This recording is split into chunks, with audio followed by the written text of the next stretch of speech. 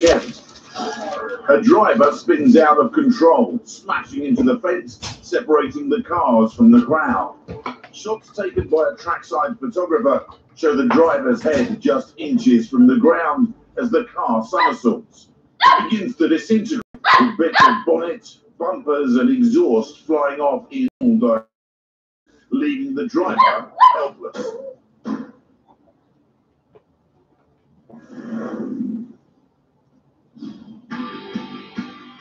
Printing business owner Andrew is also a part-time racing driver. I really love the racing because it's not just going out there and just seeing how fast you can be. Everyone's on the same power, everyone's got the same weight. It's more about driver ability rather than who's got the biggest engine, which I think it makes it more interesting to watch and to participate in. He's only been racing for a couple of years, but he already tasted success. I had a podium, I played racing, I got driver the weekend as well, so that was good progress. However, Andrew hasn't always been so keen to get behind the wheel. It wasn't until he started dating school sweetheart Sarah that he found the need for a car. I think she just wanted a boyfriend that drove. I was just a boyfriend that could take me out on dates, to cinema, bowling. She sort of persuaded me to get some driving lessons. And I went from there and passed my driving test and then realised I actually really do love driving. He reckons it's one of the best decisions ever. Sarah is now his wife, and they have 4 young children. An amazing husband. He's very supportive. He takes very good care of us all. He's a great dad. Yeah. We're a happy little family, I think. It's a sunny summer's day and Andrew is competing in his silver Alfa Romeo. At 9 AM, he sets off around the circuit for a few practice laps. Car felt fine. Managed to get my lap times down a bit more, which was good. Sarah and the children are planning to come and see the race later in the afternoon. Got up quite early. Andrew headed off before us. The kids and I headed off in the car, and we got stuck in traffic for about 45 minutes to an hour. While Sarah sits in a traffic jam, Andrew's flying around the circuit on his qualifying lap. So whoever goes fastest, and then it goes from pole all the way down to last place, basically. Documenting the various different races today is professional photographer Patrick. He's been a motor racing fan since he was a child and now combines his passion with his job. I primarily take pictures of motorsport, specialising in the British touring cars, but also covering other events. Patrick is already snapping away as Andrew records some pretty decent times out on the track. Everything was going smoothly. Car felt great. But then on his 7th lap, travelling at around 100 miles an hour, he's about to hit a bend. He starts to brake, but there's a problem. When I broke, I literally had no brakes whatsoever. The feeling, to best describe it, I would say it's like somebody took my brake pads out and put ice in there. So I still had pressure on the brake pedal, but nothing was happening, it just kept going. He clips another racer, sending his own car into a violent roll. A spectator captures it on his phone.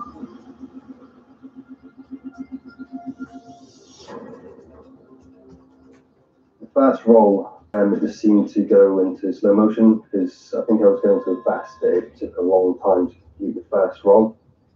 And I just remember saying to myself, okay, so we're going upside down now. Photographer Patrick is positioned on the first corner of the circuit. Andrew's car is right in his viewfinder. He captures this spectacular series of stills. Because of the violent impact of the crash, it actually happened really quickly, because as soon as you hit the gravel, you just saw gravel and car, gravel, car. Car kept rolling. I kept thinking to myself that, it's going to come to a stop eventually. But it doesn't. It keeps spinning. After about 3 rolls, I was saying to myself, okay, I'd like this to stop rolling now, because it just seemed to go on forever. In the driver's seat, Andrew is encased in a safety roll cage which should protect him. But something goes wrong. My seat caved in to the right, which actually pushed my head toward the window. Patrick's shots show the moment Andrew's head is forced out of the smashed window. The car is still rolling. His head is just centimeters from being crushed. The car begins to disintegrate, then pirouettes. Well, the car's nosedive and then it's come round, and then I've gone upside down into the side netting. As he hits the barrier, Andrew's head is still hanging out of the window. Horrified spectators can only watch on as the car smashes into the tyre wall, catapulting into the air. Then its momentum is slowed by the 20-foot-high reinforced safety fence. The car drops to the ground. Luckily, I landed flat rather than upside down. That was handy. Smoke billows from the engine. The crowd look on, desperately hoping to see signs of life. Marshals rush over to the car as an ambulance and medic arrive. But there's still no sign of movement from Andrew. It's natural after seeing a crash of that magnitude that the driver isn't going to walk away. And I was waiting to see if Andrew got out the car. Suddenly, a figure emerges from the tangled wreckage. It's Andrew. He survived. Spectators applaud as he walks away. First thing was just hitting the ground and cheering them. Obviously a bit uplifting, especially after this, so I've done a little fist bump in the air. Photographer Patrick is amazed. Definitely did not think he would just be able to walk away. When the paramedics come over, I at least expected him to be stretchered away. Andrew is immediately taken by ambulance to the on-site medical centre, checked over by paramedics, and given the all clear. His most serious injury is a sprained ankle.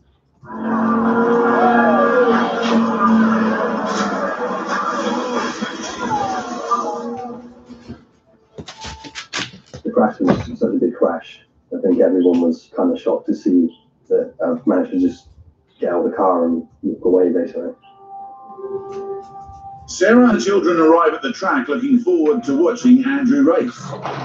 But the first thing they see is the mangled wreck of his Alfa Romeo. I walked down and I saw his car on the back of his trailer, and I was absolutely gobsmacked. The car was in an I couldn't have imagined. It was awful. After the crash, everything just seemed quite fuzzy. Like, still, I couldn't really take it in. I felt quite emotional. I couldn't speak at the time. Sarah looks frantically around for her husband, then sees him limping towards her. We were trying to hold it together. He looked very emotional. I just looked at him and said, I'm just so glad that we've enjoyed our life as much as we have, because I could have become a widow with 4 young children. When Patrick examines his images, he realises what an extraordinary escape Andrew has had. There's one picture in particular where his head is very close to the ground. Had his head actually scraped the ground, it's not worth thinking about what could have happened. Although Andrew walked away from the horrendous crash, it still had an impact on the family. Andrew seems to enjoy the children more, the special little moments, and making the most of those.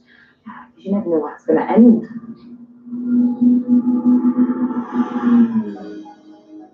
But racing is part of the couple's life, and Andrew is now back behind the wheel, with Sarah's full support. However, he hasn't forgotten what a close call he had that day. If the car had actually rolled the other way, I think there would have been more of a chance of my head contacting the floor. There's definitely someone upstairs watching me. But it definitely went a different way that day.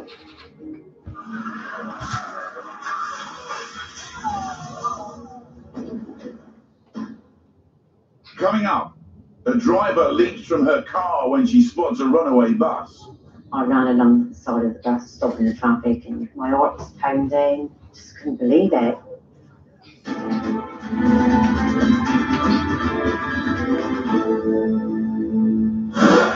Speak Liverpool. A 999 call has just come through to the emergency services. It's a mother in panic. Well, you said the ambulance here, so weird. Look, Mummy, no, she's shot in the back. Okay, just keep her awake for me. 7-month-old Sophia is slipping in and out of consciousness. and a purple rash is developing on her body. Oh God, Sophia, darling, I knew you made yourself, sweetie. An ambulance is racing to the scene. The baby Sophia's condition is deteriorating. She started to close her eyes. She was getting very floppy, and that was it then. The ambulance can't come quick enough.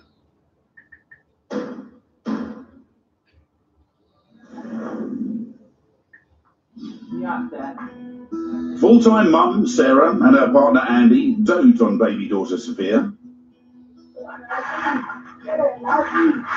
I can still remember the feeling when I first had her. You say there's an overwhelming rush of love, and it's just so hard to describe it. The minute I had her, it was like everything fell into place. She's my whole world. She's my whole life. Just really bubbly, very, very lively. The two of us just devoted to her. I'd do anything for her. But one day, when their baby girl suddenly faces a life and death situation, both parents feel helpless to save her. It's a Saturday morning in December, a couple of weeks before Christmas. The family has just woken up. Mum Sarah leans over to check on her daughter. She didn't smile, so straight away I was like, okay, I know that she's not well. I felt her. She had the temperature. She was making a raspy breathing noise. Thinking Sophia is simply suffering from a heavy cold, Sarah carries on as normal. But her concern grows when she starts to change her daughter's clothes. She had a red little pinprick rash all up the legs. Could be a heat rash, could be a sweat rash. The young mum continues to undress her baby. Then she spots something potentially much more sinister. I just heard a scream. I went running back in the bedroom, and she had the baby go off, and you could just see the baby's stomach. And she had a really big spot, like a scab, in the middle of her belly. She had a purple blotch on her chest. There was only one or two blotches, but there was just one big purple one. Sophia is showing all the signs of meningitis, a potentially fatal disease. Sarah grabs her phone and dials 999. Call handler Natalie answers. Ambulance, what's the address of the emergency? My daughter's just not herself. She's dead lethargic. I've got a temperature, and I've just gone to change the nap now. She's got markings on it. Just confirm your full address. As Natalie dispatches an ambulance, the young mum at the other end of the phone is in anguish. Oh God, Sophia, darling, I knew you made yourself, sweetie. Natalie needs a clear idea of Sophia's symptoms so she can advise Sarah on what to do. Tell me exactly what happened. She's all warm. She was warm last night. She's all warm, but she's not a usual happy, normally smiling all the time. And I've got her this morning and I've fed her. Oh, okay, don't be sick. Oh, she's gentle. Sophia's condition is clearly getting worse. So you said the ambulance to you. Okay, I'm organising some help for you. Is she awake? Yes. Is she breathing? She's breathing. Is she breathing normally? No, she's breathing a lot faster than normal. Sarah fears for her daughter's life. She's not herself, honestly. No, she's not herself. She's just lying and looking at me. Just keep her in a comfortable position. We'll come in as quickly as we can. Just try and keep her awake for me. She kept saying her name. I kept pulling on her earlobes, a tickle in her nose, just little things like that, but she wasn't responding. And I thought, if I'm being told to keep her awake, it's going to be serious if she goes to sleep, in case she never woke up again. Sophia, look at Mummy. There's Mummy's big smile. Don't tell her it's meningitis. Sarah, just try and stay nice and calm for me. They're coming as quickly as you can. I know it's not a nice situation. Just try and stay calm. Sophia, look at Mummy now. Listen, look, she's shut her eyes. Okay, just keep her awake for me.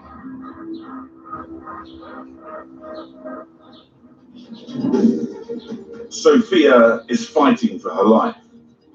Three of us were just in a ball, hugging on the bed and saying, "Don't die, Sophia," and kissing her. And she was just making the little groan and was lifeless. Her eyes was rolling in her head and stuff.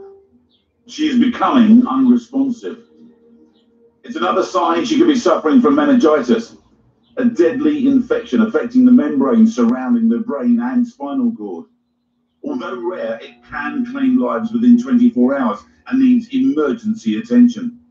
Every minute is vital, and it takes just 6 for the ambulance to arrive. One of those on board is paramedic Frank Cousins. We could hear the baby's mum screaming, and to scream that we've heard it so many times before. It's not a good scream, it's not a nice scream. Andy, baby Sophia's dad, frantically directs the team upstairs. Sarah is still on the phone to the call handler. Okay, bye-bye. As soon as the paramedics see Sophia, they recognise all the signs of meningitis. The mum was holding the baby, and the baby was very, very limp. Initially, we thought the worst. To be honest with you, she was that bad. She was only minutes away from dying. Frank and his colleague rushed Sophia to the ambulance just as rapid response paramedic Rob McKnight arrived. When you see a limp, lifeless body, obviously you fear the worst. And all the observations that we did, none of them were in normal range. The respiratory rate was through the roof, the oxygen levels were low, our blood pressure was really low, temperature was really high, our blood sugars were really low. So everything that could have been wrong was wrong with her. Sophia desperately needs specialist treatment. Barely clinging to life, she's taken to Alderhay Children's Hospital. I was hysterical, and I just remember asking them, is she going to be okay? Please, please, she needs to be okay. He just kept saying, we're doing everything we can, but she is very, very. A specialist paediatric team is waiting and rushed Sophia to emergency resuscitation. It was like, oh my God, this is really, really serious. And I carried her in to the hospital, and they're laying on the bed. And then everyone just, from everywhere, just come running in the room. We honestly thought she was going to die. Sophia spends 3 long days on a ventilator in intensive care. Her anxious parents remain at her bedside throughout. Then on day 4 comes the news they've been praying for. Sophia is out of danger. This is the phone footage they take that day as their little girl demonstrates her extraordinary recovery. It's a Christmas miracle, and little Sophia is allowed home for the holiday. Just to sit in the living room with the baby, it was like, oh thank God, thank you, everyone. We now know our little girl's home, we know she's safe. Sarah is convinced her daughter's survival is down to the emergency staff and paramedics. The couple go to thank them personally, taking baby Sophia with them. How do you say thank you to someone who saved your daughter's life? You can't, the words are meaningless. You see it as a job. It's much more than a job. You don't realise the impact they have on people's lives. And I'll always tell Sophia about the 3 of them. They are, I've said before, they're angels in disguise.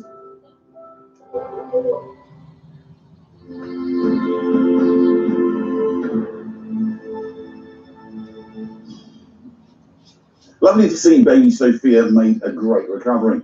Now, extraordinary and unexpected events can sometimes happen to people in the most ordinary moments of everyday life, like catching a bus, for instance.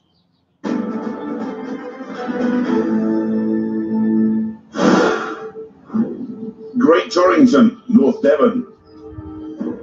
A frantic woman runs alongside a moving bus. Passengers on the upper deck are beginning to panic. They've just realised there's no driver on board the bus, and it's rolling downhill. Just saw the space. Oh, terrible, horror in space.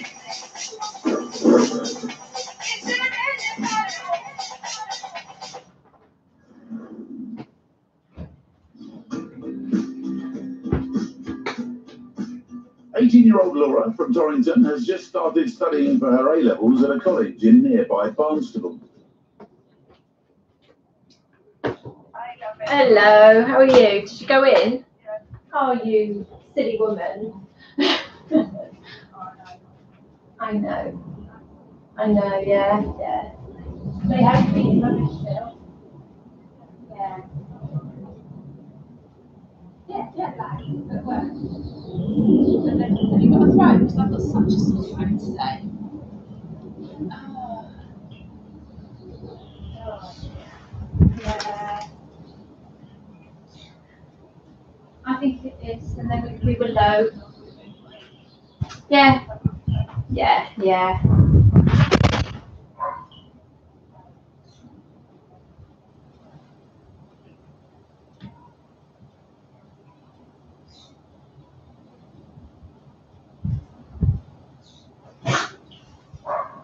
Oh, yeah. Yeah. No. Oh, God. So where did they go? Where did they go?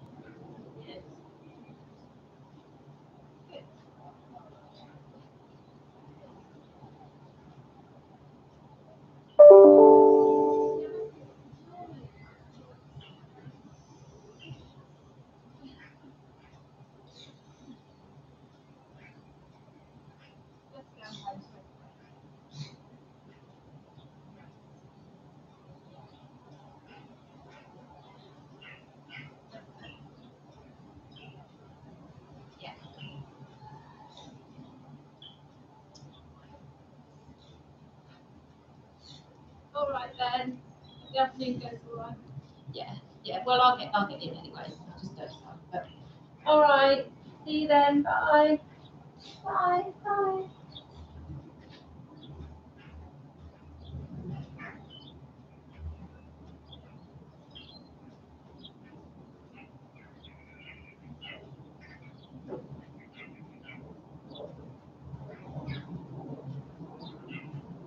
See my voice now.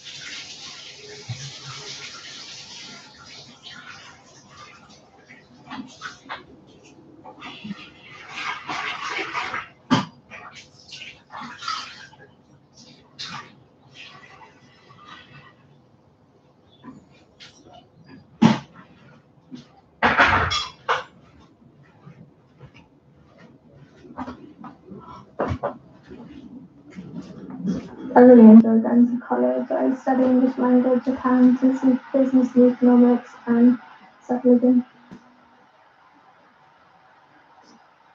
I don't want to put you under pressure, but I will be quite harsh. All right, how am I doing so far? All right, we'll do I thought you did the intro very well. Thank you. There's a book coming. I'm feeling very special. There's a book. I'm going to work really hard on this next one. Now, this was the Apostles' Top and Love Island opening one. Not Adam snaking or Kendall being mugged off. No, the thing that really got everyone in the villa talking was, in fact, Brexit. What do you think about Brexit? What's wrong? Well, we're leaving the European Union. I seriously don't know. So, like, it was to leave the EU, so you're going to be part of Europe. EU, where like welfare and like things we trade with would be cut down. So does that mean we won't have any cheese? Cheese? Cheese? Oh. No. What? It's got nothing to do with it. Why wouldn't we have trains? What you saw? No, we're just not in the European Union. We're still classed as like being in Europe. Doesn't it mean it would be harder to like go to like Spain and stuff? So it'd be harder to go on holidays? Yeah, I think so. Oh, I love my holidays. Yeah. What Hayley? Poor Hayley. Poor Hayley, she loves that holiday. What I'm hoping, beyond anything else, is that she is actually a stand-up comedian who has smuggled herself in there and is making all of this up. Because if she actually is that stupid, I just find it, listen, I'm bored of Brexit. Every time I switch on the television, every time I open a newspaper, there's another Brexit debate. You know, it's boring. Get on with it, whatever. Poop or get off the pot, as my old grandma used to say. But to not actually know what Brexit is, what's Brexit? that is so willfully ignorant. James, you can't even spell it. No, I think I'm a bit cynical about these shows because I think these kids have grown up, these teenagers, I don't know, how old are they? Like, They're all in their 20s. She's 22. But they have grown up with reality TV. They know what gets headlines. They know what they have to say to get airtime. So I just think they all go in with agents or knowing that they're going to get agents. They know the more stupid they are, the more they play up, the more they're going to be popular. And they're all going to be talked about and they're going to make money. I just think, they probably don't know what Brexit is, but I think they pay up on it, and I think they say things that are inflammatory. If they were kind of 15 to not know what Brexit Yeah, because is. when in your you're 20s, I mean, But even then, you've got to go can't somewhere. look at a newspaper, watch. So if she genuinely doesn't know what Brexit is, she obviously never watches a news bulletin because of every single news bulletin every single day. You open your fridge and someone's talking about Brexit. You can't possibly not know. If you're not even interested, that's a different thing. I think a lot of young people don't know. Not even know what. Well, I think a lot of teenagers, you know, thinking back to when I was a teenager, I wasn't really bothered about politics. It was all about what was going to wear out that night. But you knew when you were at school that Winston Churchill was Prime Minister. Your review's going to be so bad. Getting your review. She's knowing everything goes up and down. Big mistake. Whole show to her review tomorrow. Big mistake, Jane, on the review. I'm not sorry. Why am I saying I'm not sorry? You're going to make another point, or you're just The thing I was going to say is that, you know, it is a sign in a way, I mean, she's the extreme, but how politically disengaged people are, which I think is quite alarming. I mean, I wasn't massively political when I was young, but I at least had some interest, you know. you do live in this country. You want to be, you want to be interested in the future of this country and what's going on. But she's got 3 A levels. That is what this woman. In what though? And she is a woman. This woman has gone through the British education system for 14 years. Yeah, and she does not know what Brexit is. Now that for me is deeply alarming. It is. I agree. Yeah, I agree as well. We all agree. We all agree. Put that in your thing. All agreed. Anything. All right, let's see if we agree on this one. A mother has come under fire for suggesting that parents of young children are actually unreliable employees. She went on to say that it's not necessarily the parents' fault. She says, schools now are very quick to call parents if the child's got a headache or they're misbehaving. They're straight on the phone. Can you come and pick them up? So are people unreliable employees once they become parents? Well, I do have like a pet hate, and I don't have children, so I don't always understand what it's like to have children and juggle career and kids and everything else that us as women have to do. But I do work with some women that if they can't turn If they can't do or can't make an appointment or can't do something and there's a deadline, and some people I work with, they'll always say, oh, it's because I've got to bath the baby, or I've got to feed the kids, or I've got to do the school run. And others have kids and you never even hear about the kids. They're very professional, and I love that. Do you think it's about being organised? I just don't think women or people should use kids as an excuse not to do their job properly. I just think it's no one's business, it's your private life, and if you can't meet the demands of your job, don't blame your kids. But if it was genuinely true, if it was genuinely true, if you're an employer and one of your employees said, I'm really sorry, I've just had, they're a reliable employee, they're a good worker, but a couple of times they come and said, just had a call from school, and I need to go and pick little Johnny up. No, I think if your kids are sick, if your kids are sick, off. obviously that's another thing. But I've just been in situations with parents where it's not about the kids being sick. It's just, they've got to do the school run. They know they've got to do the school run. They know they've got to put the kids to bed. They know they need feeding. They know they need bath time. So wouldn't you figure your career out around those things that you know? It's not about being ill. I do think, on the sickness thing, if there's something really wrong with them, then it's just like, what job, you're there. But I do think there is an element where the onus is always on the woman to take the day off or to take the... there's always women that I used to see on the school run when my daughter was at primary school all the time. They'd be like in a state of stress, and they'd go, oh, because my little one's off sick this morning. I go, well, what's your husband doing? And it's literally, the front door slammed. It's like, well, let me know what happens, because their job is more important. And it's like, no. Now, when Grace was very young, there was a situation where they told us that she had meningitis. They got it wrong, actually. But I was straight home, didn't even think about what I was doing for a living. But if it's just like, well, I'm off with a runny poo, then my husband can just as easily look after her. She didn't like that. He can just as easily sit at home and look after her as I can, and he does. I have to say, when Jack was very little, and I am a very reliable employee. I'm never, I'm never late. I always turn up. But I am a very. Have I ever been late on your watch? Have I ever been late? No, you need to be a bit. This isn't going on into part 2, 3, and 4, is it, by the way? Yeah. So I am a very reliable employee, and I would hate someone to think that I was unreliable the minute I had a baby. So it's actually, if Jack was ever sick, if I had to stay off work because he was sick, I never used to say he was sick. I just say I wasn't very well, because I didn't want anybody. Because when I phone up and say, terrible stomach upset, they go, oh, I hope it'll be better for you tomorrow. If the minute you say, as a parent, I'm not talking just mothers, but fathers as well, the minute you say, oh, my child's sick, people are rolling their eyes like you in the office. Going, they do. And if you're a male boss, you just go, I've got women's problems, and they never ask another question. But Jane mentioned there about, why does it always seem to be the mother's responsibility? And we asked you, are sick children a mother's responsibility? 74% of you, interestingly, said yes. Probably meaning they feel... You always want your mum when you're sick. Really. Depends how sick, though. Depends how sick. Michelle says, I agree, Jane. My job is always second best to my other half, even though we pretty much earn the same. Time for men to stand up and take their share. Rachel says, I think it's more a case of if both parents work, who loses the most money in a working day, which I suppose we'd have to juggle with. Eva says, parents are unreliable in the workplace. I've had to cover for them when they take sudden time off. They're like, no children. You have your different opinions, don't you? I have a day off with my dog sick. You get on with your notes. We'll see you after the break. Lots there for you.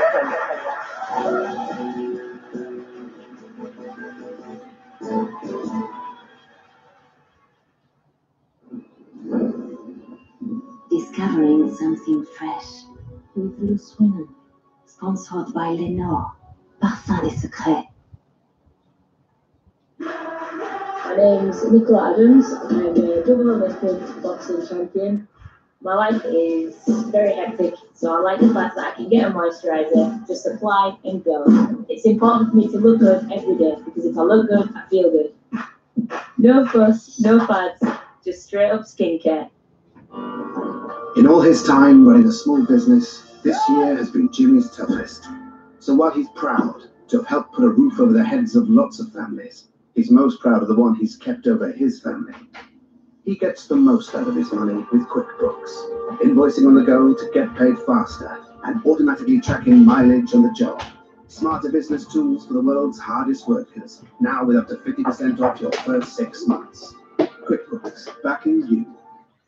Holiday in style this summer with gorgeous looks for the whole family. Lottie's dress is perfect. It's got this really cute little cold shoulder effect. I like this print. For me, this says holiday. Stuff like Miles was wearing, the little denim shorts, nice pumps, just stuff that they can run around and be comfortable in, really. Diagonal stripes are really special, sort of follow the curves of the body. You don't know that. I am following that dress. I know you don't know that, but I am.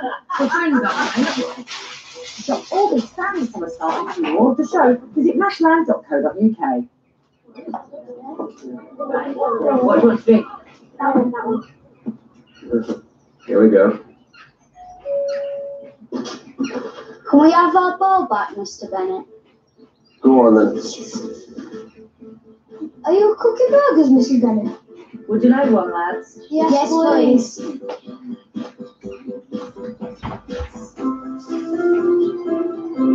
Hand-pressed British steak burgers, freshly made on Market Street, 80p each. The best be off there. You don't want any ball back, lads? I think it's on next weekend. Friendship. Morrison's makes it. Get Sky Entertainment and unlimited broadband for the new low price of £38 a month, saving you over 30%. Watch the latest big screen dramas and get over 60 catch-up TV channels. Plus, we'll never slow you down with our totally unlimited broadband. So, for a limited time only, get new Sky Entertainment and Sky Broadband Unlimited, including line rentals, now for just £38 a month, saving you over 30%. Simply search Sky Offer. Offer ends 21st of June. It's Father's Day this Sunday, so Mum and Jake are on Moonpig. We love this personalised Holzback beer. Or how about this chili plant?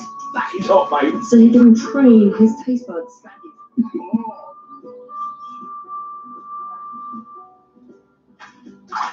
Stop! Green jacket! Park police! Fish it out! And with brilliant personalised cards, this Sunday, Dad deserves Moonpig. So shop now. Moonpig! Compeed blister plasters relieve pain instantly and won't rub off. Compeed, unstoppable you. Our players are what make us Britain's biggest bingo site. That and the unique games, like Pulse, where games start every few seconds from just 10p, and you could win up to £20,000. There is our commitment to customer service and responsible play, but for us, it's the players. Oh, and the fun. Come join the fun at Tombola. 4 million people in the UK have type 2 diabetes. A unique facility has been set up. We found 5 brave volunteers. 600 calories is what we consider starvation. To see if they can reverse type 2 diabetes. That could potentially save the NHS. The Fast Fit Diabetes, Wednesday and Thursday 9 p.m. on ITV. Discovering something new with Loose Women, sponsored by Lenore, Parfum des Secrets. Thank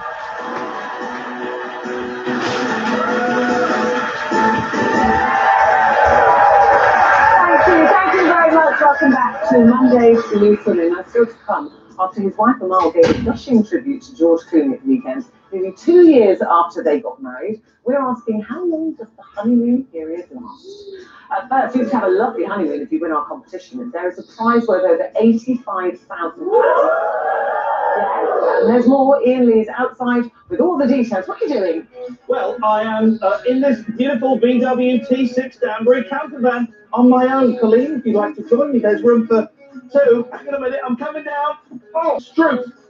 It's not built for a very tall, slightly overweight 45-year-old. It's got double bed up there, double bed there. We have owners here. Tell me, what is it like owning one of these?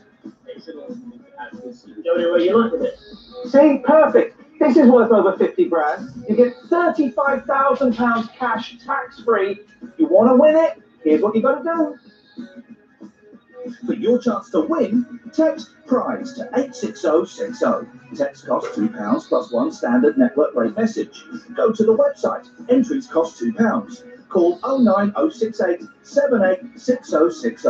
Calls cost £2 plus your network access charge. Or post your name and phone number to DY24 PO Box 7558 Derby DE1 0NQ. Entrance must be 18 or over. Lines close at 3 p.m. on Friday the 13th of July. Good luck! Thank you very much, Ian. A recent speech by prominent feminist Germaine Greer left our first guest today close to tears after she made these comments about rape. Instead of thinking of rape as a spectacularly violent crime, and some rapes are, think about it as consensual, non-consensual, that is, bad sex. Most rape is just lazy, just careless, just insensitive. Every time a man rolls over on his exhausted wife and insists on enjoying his conjugal right, he is raping her. Well, TV presenter Charlie Webster has hit back, saying that Germaine's comments are not only wrong, but potentially harmful. Welcome, Charlie. Thank you. How do you feel when you're watching that clip and seeing that again? I think the same as the audience, really. I think we all had the same reaction. It makes my heart race. When I actually saw, because I didn't see the comments myself, somebody told me about them, and I felt like I wanted to cry, kind of, I felt like really claustrophobic, because it brings back so many memories, because she is so wrong, and it's really damaging and really dangerous, and everybody's entitled to their opinion, but that's factually incorrect. So give an informed opinion, that is not one, because that's not what rape is. You weren't actually raped, but you were abused. Yeah, so again, you made a great point, because sexual abuse comes in many forms. So I think people just say rape, but I mean, it's so common in children, it's awful. Like in the UK, 1 in 20 children are sexually abused. Sexual abuse can mean touching, molestering. It can also be forced to watch, forced to do a sexual act. And imagine how damaging that is to your brain.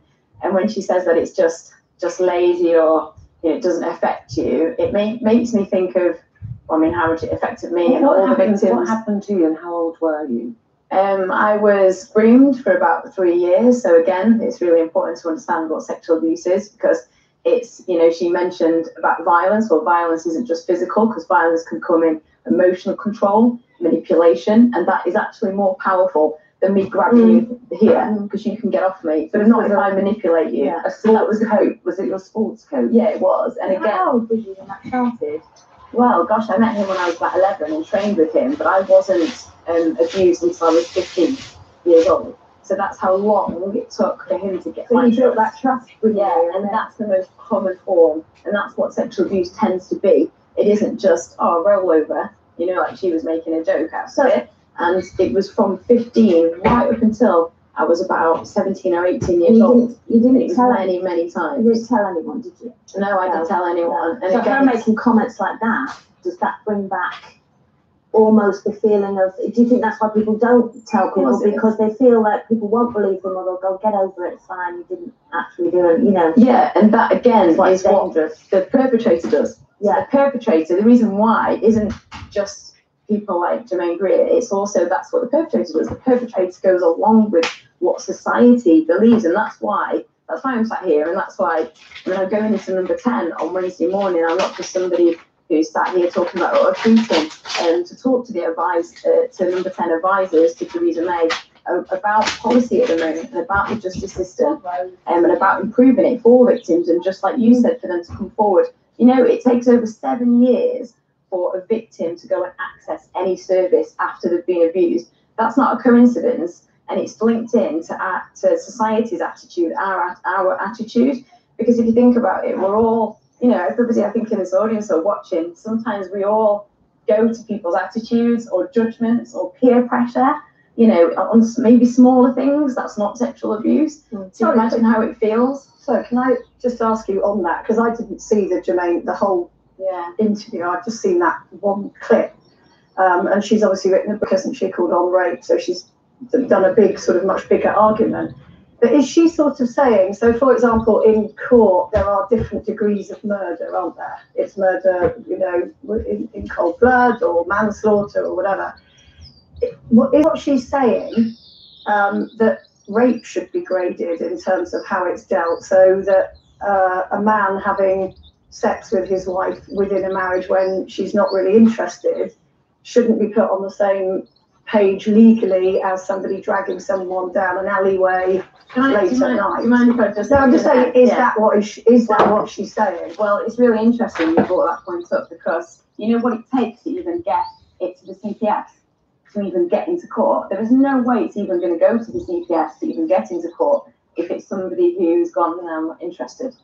So that's the answer, basically. It's not even going to... So you're saying you have to get physically attacked in order for that to... No, what I'm saying is it's very, very hard for the CPS to prove and for it to go to court. So my point is, it's not going to go to court if that's not what rape is.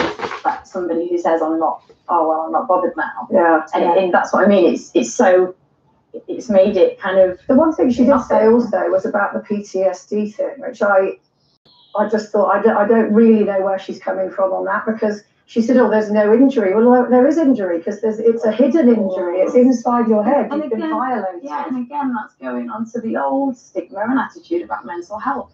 You know, sexual abuse is linked to mental health. It's so common after you've had, you know, sexual abuse, whether that comes in molestation, rape, you know, all the different forms of sexual abuse, which is important to highlight. It can lead to so much trauma. It's so linked to suicide. That's why it's damaging. To self-harm. Like I know another victim, and by the way, both men and women, again, it's really important to highlight, you know, 2018, and we're still doing this whole men versus women thing, which I don't agree with, because men can get raped. I mean, we saw the footballers, Andy Woodward, Chris Unsworth, they were broken. Charlie, I'm so sorry. I have to hit the brakes at a certain time here, but you mentioned there you were going to Parliament and to talk to Theresa May, so come back and talk to us again. Thank you. And where that goes, because it is such a big subject, as you said. But today, thank you very much, Charlie Webster, everybody.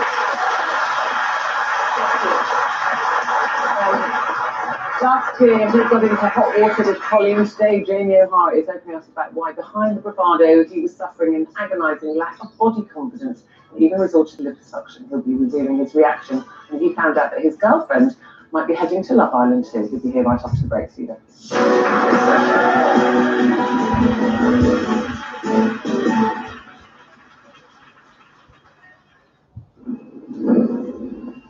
Discovering something fresh. With Loose Women, sponsored by Lenore, Parfum des Secrets.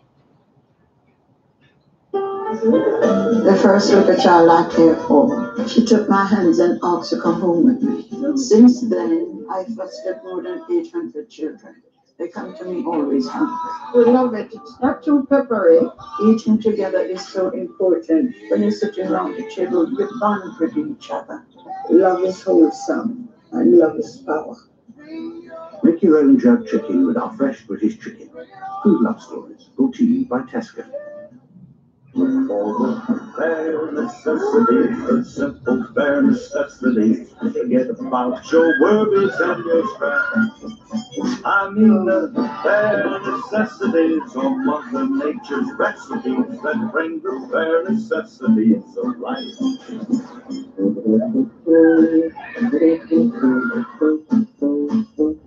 Boots has great offers on thousands of products to help you summer like your 7. Boots. Let's feel good.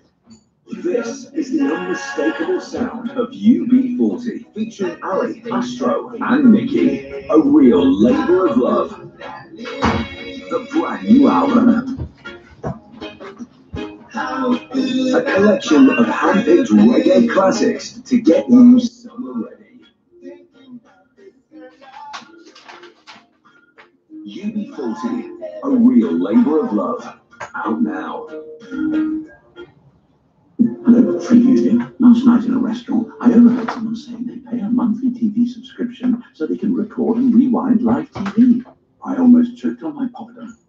I marched right over and explained that they could do that with Freeview's 70 channels at no monthly cost with a Freeview Play recorder. I did not dine there again. When you live with dry skin or eczema, it can feel as though the naturally healthy skin you want is out of reach. But with a daily skincare routine and Cetraben, you're in control. Moisturizing, rehydrating, and effective, even for problematic dry or eczema-prone skin. Cetraben. Get closer to healthy skin every day. Our players are what make Tombola Britain's biggest bingo site. That and our unique games. And being able to play from 2p a ticket. There are the jackpots of up to £20,000. But for us, it's the players. Oh, and the fun. Come join the fun, online or download from the App Store or Google Play.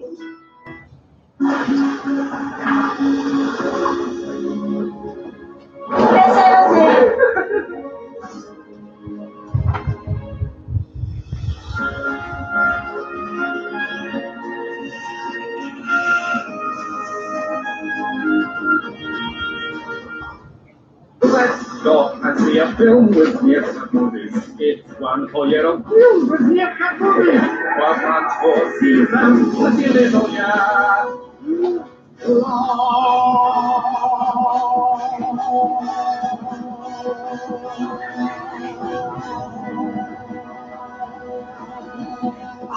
It's a musical. I hate musicals. A whole year of 2-for-1 cinema tickets only for customers of Compare the Market. Simples. The live summer savings special where you can ask me anything about anything. And holiday tips too. Don't pay a penny more than you need to for your euro. The Martin Lewis Money Show live tomorrow at 8 on ITV. Discovering something new with Loose Women, sponsored by Lenore, Parfum des Secrets.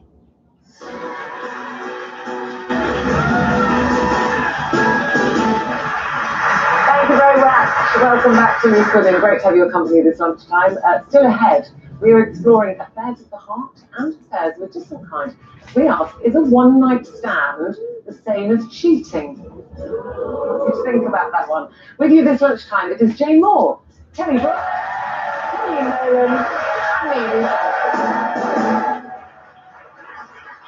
Our next guest today is an ex-footballer who spent weeks living in the Big Brother house with Colleen here last year. Poor thing, yeah. But despite his... oh no, sorry, it's going in the report. Sorry. But despite Jamie's outward bravado and his successful sporting career, behind the scenes, he was suffering a crippling illness, body dysmorphia. He was so depressed with his appearance that he even turned to liposuction to get a six-pack. Well, he's here today to tell his body story. Please welcome Jamie O'Hara.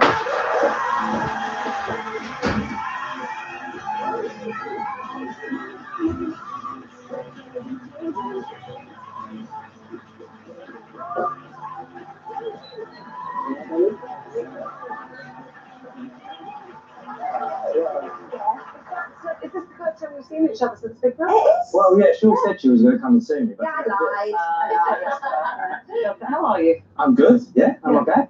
Thank you for talking about this because, you know, these things aren't easy. And particularly when we were saying outwardly, everybody would look at you and go, footballer, nice looking guy. I think that's the thing with men, isn't it? They kind of just pretend to put on a front and inside they're a little bit different. And is there extra pressure because you're a sportsman? Yeah, massively. I mean, I struggled with my weight all the time, and growing up playing football, I've always kind of been a bit on the heavy side, and used to take a bit of stick being the sort of the big guy. So And did you have to laugh? Yes, you're in the bath at the end of the match, and you're all together. Everyone's joshing about. Did you? Yeah, did anybody say anything to you? I think it was more like. I think men are cruel with each other. Yeah, I mean, it can be pretty savage. I mean, as a team, it's not so much that. It was more the sort of the fan side of it when people are calling you fat or other players and stuff, you know, and you laugh it off because you're playing and stuff, and but deep down you're thinking, oh, you know, it's getting me a bit, but you're really not. Yeah. At all. No, I wouldn't say I was fat. I think what it was with me is, it was in my head, it was because I was been through depression and stuff like that. I was insecure about myself, right. And it wasn't so much that I was fat. I just I wasn't happy inside with myself and my appearance. I wanted to change. But you were quite. I remember in Big Brother, you were always the one thing that got to you was you used to go, "Oh, I'd be in the gym now. I can't believe I'm not in the gym. Like I'd be in the gym for hours." And you were really worried about the food that was coming in that you were eating. I mean, that would last a week, and then we all didn't care. That was the problem. Yeah. The thing is, when I went on Big Brother, I mean, I looked at Chinese, I put on half a stone.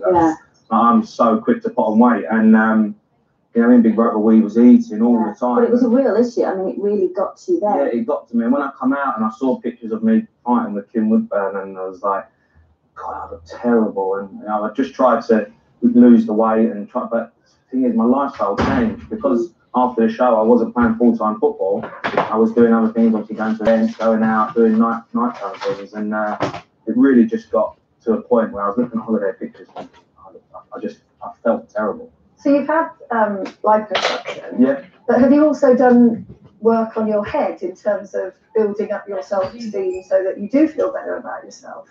I used to see a counsellor. So when I went through divorce, I went through a real bad time. I was suffered with depression and things like that, and suffered with anxiety. So I saw a counsellor for a couple of years, which really helped more with my sort of being confident in and not. I was a massive overthinker as a person because obviously the things I've been through.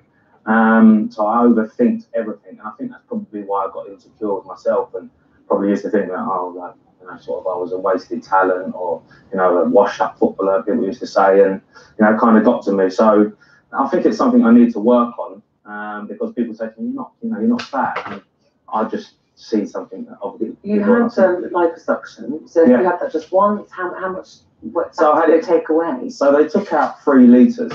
So I mean. Wow. Quite a lot. How many stone is that?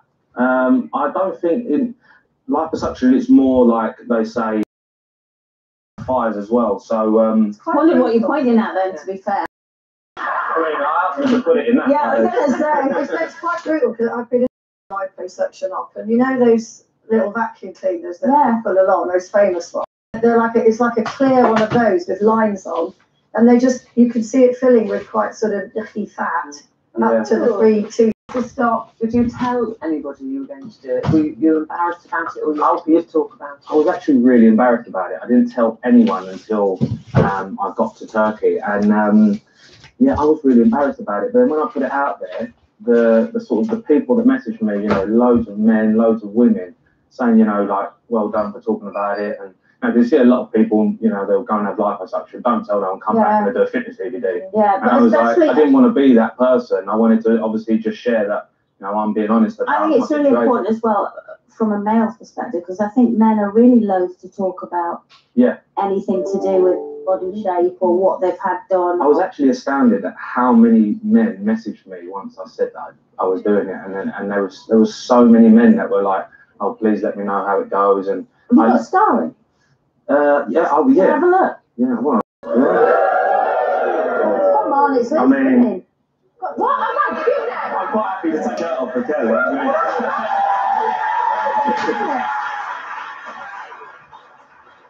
So I mean. Oh wow! Tiny bruising.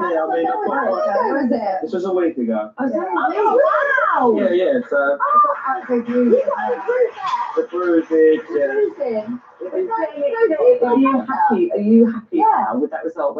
Is this where it stopped, or do you now? Yeah. We're talking about Love Island earlier, and everyone's got an 8-pack and a 12-pack, and is there more pressure now on men to have all that? Yeah, I think so, because I think the industry that I kind of put myself in, maybe this was my own doing. I put myself into an industry where it was all about how you look, and you go on these reality shows, and it's all like these guys have got you know, 12 packs, look great, you know, tattoos and stuff. And People talk about dad bods now, and I think, well, that's a normal body actually, and that's the body that boys that I was at school with had. Yeah. Before all of this nonsense. I probably should embrace the dad bod because you should, because it's not a dad bod. When Jeremy says, "Oh, I need to go for a run," I'm like, "Oh, don't go for a run. Come and have a cuddle." He goes, "You'd love me to be fat." And I was like, "Yeah, it's my little fat Jeremy." He's like, "No," and he's like, "So he's doing it because for him. He's not doing it for me." It's like men just put so much pressure on them. Talking about Love Island, with your girlfriend, well, she was your ex-girlfriend, but you're back together. Yes. Yeah. It was rumoured that she was going into Love Island. Yeah, I know. I got in a bit of trouble for telling people that, but but she hasn't gone in. No, I got back with her to make sure she didn't go in. Would you feel intimidated if she was in the Love Island villa with all Of those? course, I mean, the guys in there, obviously good-looking guys, and you know they're confident guys. So I'll be like, Jesus Christ. So yeah, I mean, it was a fantastic show. It's a massive show, so I would have been happy for her if she'd done well. But what they did a celebrity version? Would you go on it? Yeah, me and you, Jamie. Me and you, hey? You can show your six-pack. Big Brother. She has a birthday, yeah. He can show his six-pack, I can show my party pack. That's a great couple. Well, listen, as you know, we had our campaign, Body Stories, on Loose Women, and, you know, we've always encouraged men to share their stories with us. And you said, you know, it's not always easy, and a lot of men hopefully will get inspiration from what you've talked about. So thank you very much for doing that. Jamie, a highlight.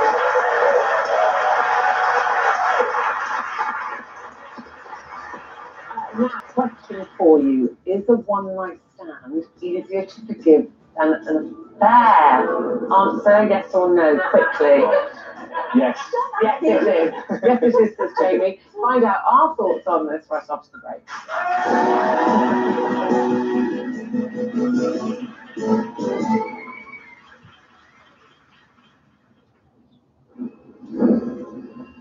Discovering something fresh with Loose Women, sponsored by Lenore, Parfum Les Secrets. Fading into the background, it's just not me. That this colour takes work. So we need products that work hard too, which is why we use Go Blonder from John Frieda. It turns my dull into ta-da! Go 2 shades lighter. John Frieda, designed for demanding hair. This year, Gopi has built her own business with her own 2 hands. Each unique piece comes to life in the same way. A messy, sloppy, splattery way. But at least with QuickBooks, she's found a way to keep her receipts tidy. Snap, sort, and store tax-deductible receipts on the go with QuickBooks. Smarter business tools for the world's hardest workers. Now with up to 50% off your first 6 months. QuickBooks, backing you. I didn't realise my bladder pad was funky no. until I went for a bike ride. So I tried Always Discreet. I couldn't believe the difference. It's less bulky and it really protects. The super absorbent core turns liquid to gel to keep you feeling dry and comfortable. Always Discreet, a sensitive bladder. I found bladder leak underwear that's actually pretty. Always Discreet Boutique, so I feel protected and pretty. Always Discreet Boutique. I would love something delicious. Rich in protein. With reduced sugar. Satisfying.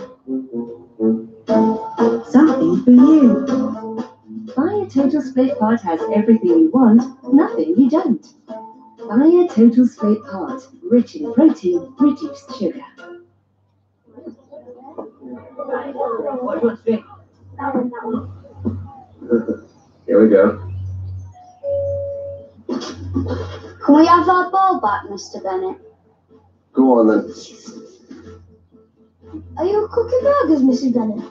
Would you like one, lads? Yes, please.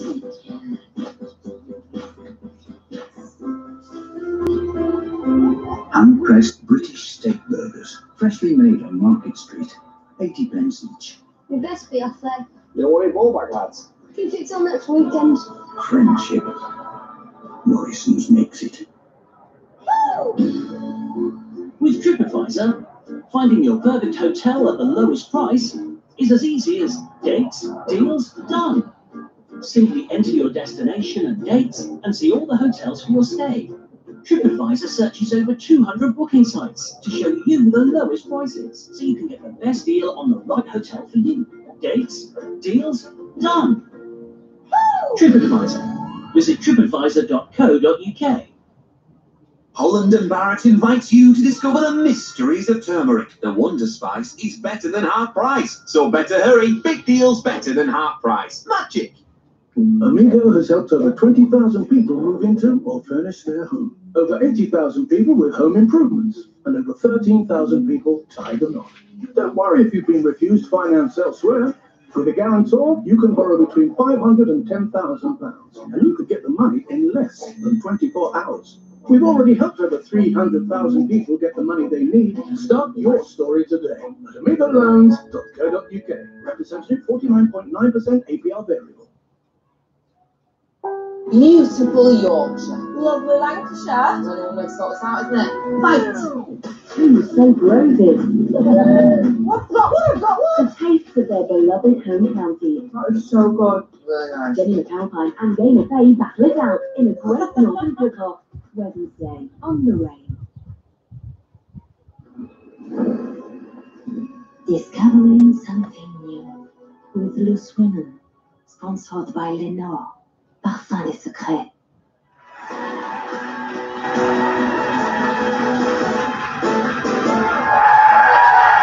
you very much. You're a lovely look. You can come again. That's very nice welcome. In a moment, we're going to be asking, is a one-night stand easier to forgive than an affair? No. And revealing the 5 things you should never do if you discover your partner is cheating. Very interesting. First, time to catch up with Ian. He's outside, as you know. We seem to have lost Colleen, which is worrying me slightly. Is she there, Ian? I've not seen her. I thought it was your turn to look after her this week. You can win this, guys. It's a VW T6 Danbury camper van worth over £50,000. Hey, come on! You asked me to join you. No pets allowed. I don't know you're going to bring Fuzzy with you. This is fantastic, this van. I want it. You fancy a lucky weekend away? Oh, this is brilliant! You can win this. You get £35,000 cash free as well. Look at all the features. What's great is there's a double bed that falls down here, and there's a tiny one up there. You've got your eye on that one up there. I like the one up there, yeah. Well, you mentioned bringing kids, that was really interesting. Let's leave the kids at home. If you want to win this, here's what you have to do. For your chance to win, text PRIZE to 86060. Text costs £2 plus 1 standard network rate message. Go to the website. Entries cost £2. Call 09068 786060. Calls cost £2 plus your network access charge. Or post your name and phone number to DY24 PO Box 7558 Derby DE1 0NQ. Entrance must be 18 or over. Lines close at 3 p.m. on Friday the 13th of July. Good luck! Thank you, Ian. Send Colleen that reminder. We've got another part of this programme to do, will you please? We're going to talk all things love now. Oh, yeah. Over the weekend, Prince Harry, he was spotted giving his new wife, the Duchess of Sussex, Meghan, to us, lots of TLC. They all gathered for the Queen's birthday. Obviously, I look like she was telling her this is what happens next and this is what we do. And Amal Clooney, she gave a very gushing speech about husband George, gorgeous George, in which she said, "What I found with you is the great love that I always knew existed." And they've been married for nearly 2 years.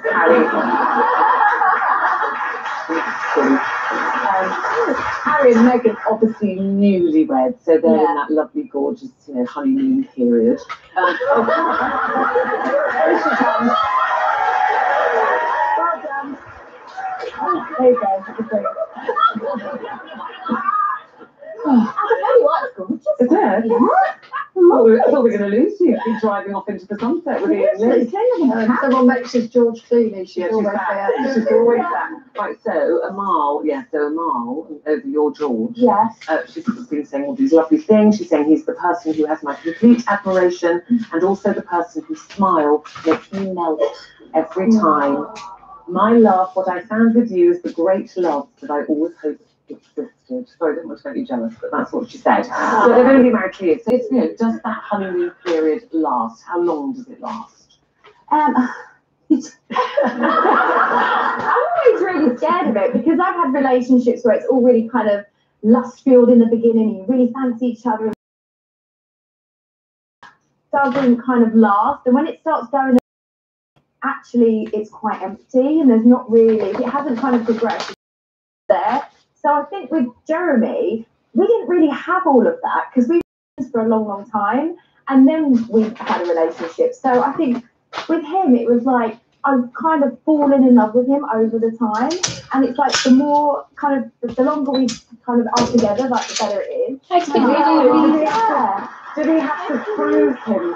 Did he have to prove himself a bit more? Because you're saying you had those kind of lustful relationships. It's all wonderful. I think he felt it. But didn't last. I think he felt that he did because I was old and had a few relationships that had failed, and I think he felt that he probably had to prove that he wasn't like the kind of people that I dated in the past, because I was just basically dating the same person again and again and again. You know, you get into that habit. You're like, oh, this is familiar. This is really great for a minute, and it just ends in disaster. So I think with him, he was like, look, not everyone's like that. Like, can I just show that I'm a good man? And he really is a good man. And I just think he just does things now that warms my heart. It doesn't give me those, like, I know, think coffee. I'm doing it in the mouth. I guess that's. I think as you get older, you want different things, don't you? You like different things. So I was, nearly 40 when I got married for the first time. But what I wanted then was so different, and it's exactly what you're describing. It's like you want someone who's a keeper. And not, it's not just love is a decision, not just a feeling. Yeah. And what about the romantic? What about the romantic stuff? Could you imagine you ever giving a speech like that about Gary and saying you ever loved him? I'm probably not in a public. I mean, not if I was famous, but if it was his significant birthday or something, I think sometimes it's important, and it's.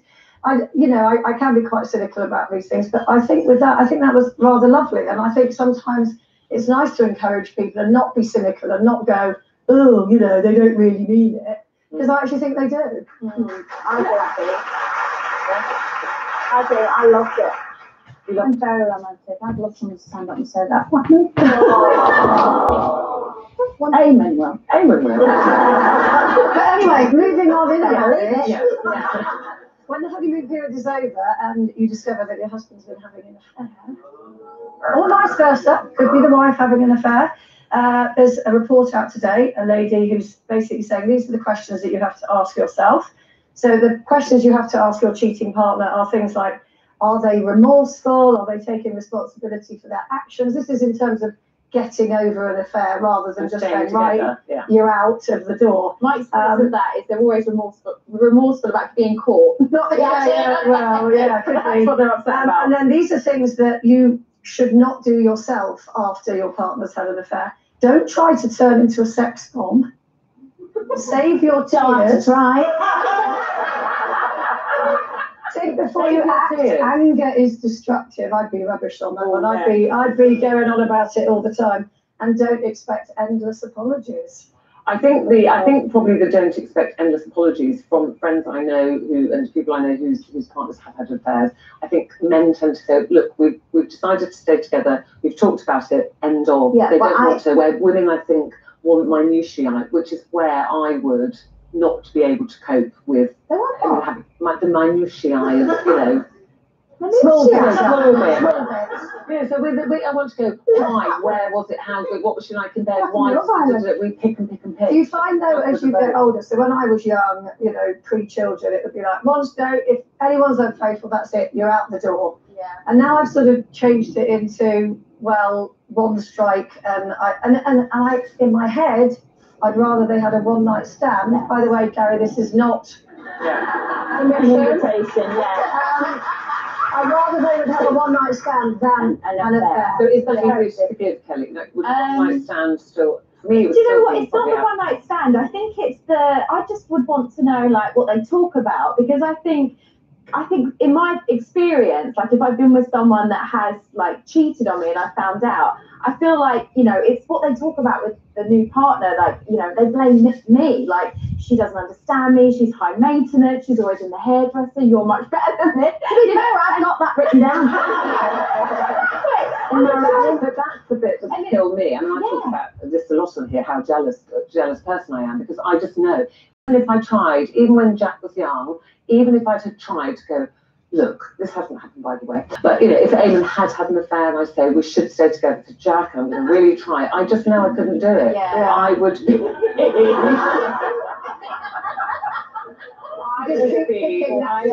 the scam, Yeah. the scam. And the thing is, you can't, I do agree with that, you can't do that. If you agree that you're going to try again, obviously you're going to have those first, however long it takes, maybe counselling or whatever, couples counselling to get over it. I think once you agree, okay, this has happened and we've looked at the reasons why or how it's come to that point in our relationship and we're going to try again, I think you do have to put, you cannot keep throwing that argument up every time, otherwise you'll never move on. And if you can't do that, and it's quite bad for you as well as a person. Totally bad for you. And I think if you can't do that, if however long down the line you're still bringing that up and on, you're still then you're not gonna forgive them. So there's no point. Can I do you know what? That was very good point. Colleen, very good point. Very well made. It's taken me 16 years. Yeah, it's a good she's got point here, on this show. bit full of herself. That was you. When you were going, I'm never late, I'm always on time. I'm very professional. I'll be late now because I'm going to do this. Thank you very much. And that is it for today, I'm afraid. Sorry. Tomorrow, Gail Porter reveals why she's finally ready to embrace wearing a wig. And Anita Rani, she has a big surprise for us that's not to be missed tomorrow. I can't tell you because it's a surprise. See you at 12:30.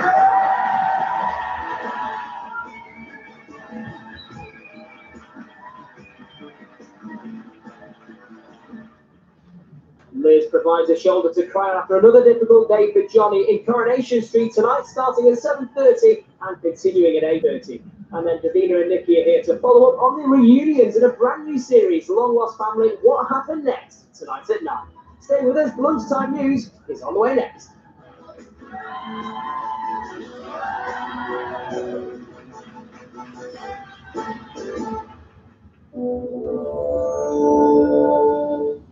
Le Soin, sponsored by Lenore, Parfum des Secrets.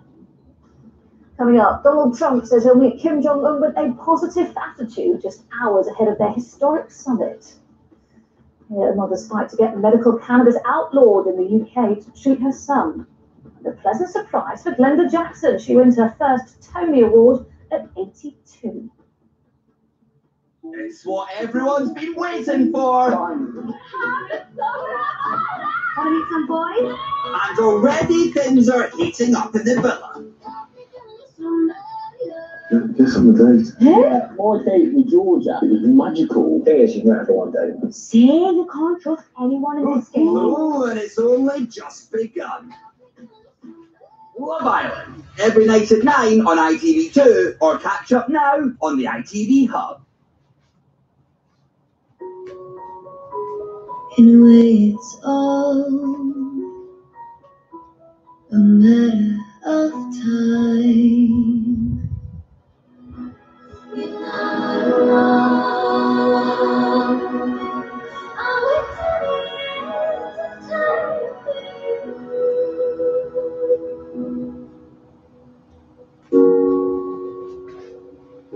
Lloyd's Bank, by your side. At Hillary's, we don't just want you to like, we want you to love. Love our stunning new collection of stylish, made-to-measure roller blinds. And love our mid-season sale with hundreds of savings on gorgeous curtains, beautiful blinds, and stunning shutters, all with up to 50% off. And you'll love an extra £25 off your entire order when you request a free home appointment by the 18th of June. Call 0800 916 1010 or visit hillarys.co.uk. Hillary's, you'll love what we do. Our players are what make us Britain's biggest bingo site. That and the unique games, like Pulse, where games start every few seconds from just 10p, and you could win up to £20,000. There is our commitment to customer service and responsible play, but for us, it's the players. Oh, and the fun. Come join the fun at Tombola. The kids are off. I can't even walk them to the shop, so we're just stuck indoors now. If you've been injured in an accident and it feels wrong, call National Accident Helpline to see if you might have a claim. Welcome to Royal Ascot, the best race meeting in the world.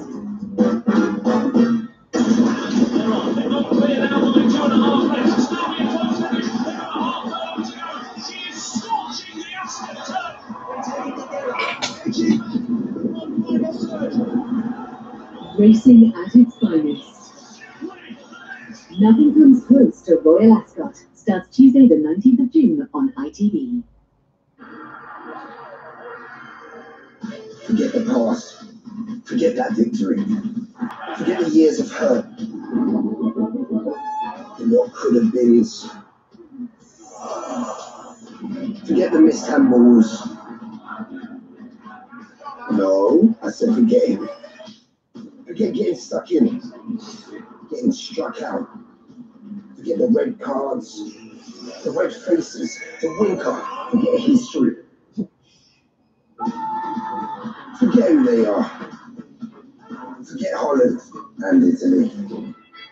Forget it's their first time. Forget it could be their last. Forget they're too young. Forget every game that has gone before. Because all that matters is now. The 2018 FIFA World Cup starts Thursday at 2:30 on ITV.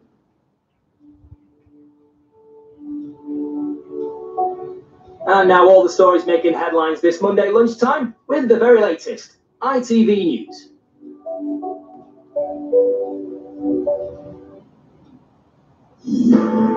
A milestone moment as America prepares to meet with North Korea. Donald Trump met Singapore's Prime Minister earlier and says he'll go into the summit with Kim Jong-un with a positive attitude.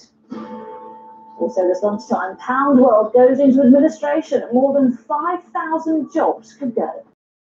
A mother's desperation, the woman who tried to import cannabis oil into the UK to treat her son's epilepsy.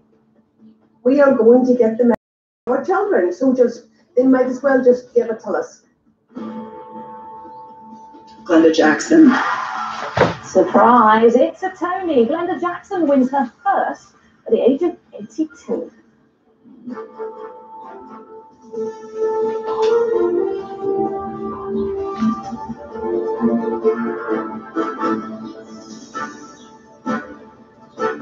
This is the ITV Lunchtime News with Lucrezia Meloni.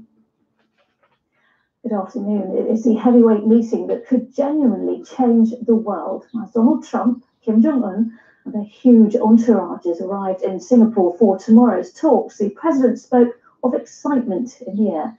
At stake, the end of North Korea's isolation, provided they give up their nuclear capabilities. This lunchtime, the Secretary of State Mike Pompeo said, "Go for a deal, but there is a lot to discuss." Well, our Washington correspondent Robert Moore has travelled to Singapore ahead of tomorrow's historic summit. The pre-summit negotiations have taken on an urgency that hints of the complexity involved and of the exceptionally high stakes here.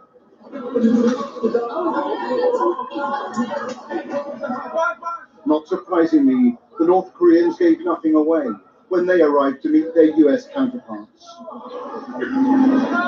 The president emerged from his hotel for a courtesy meeting with Singapore's Prime Minister, but did not respond to questions before tomorrow's encounter with Kim Jong-un. Thank you very much.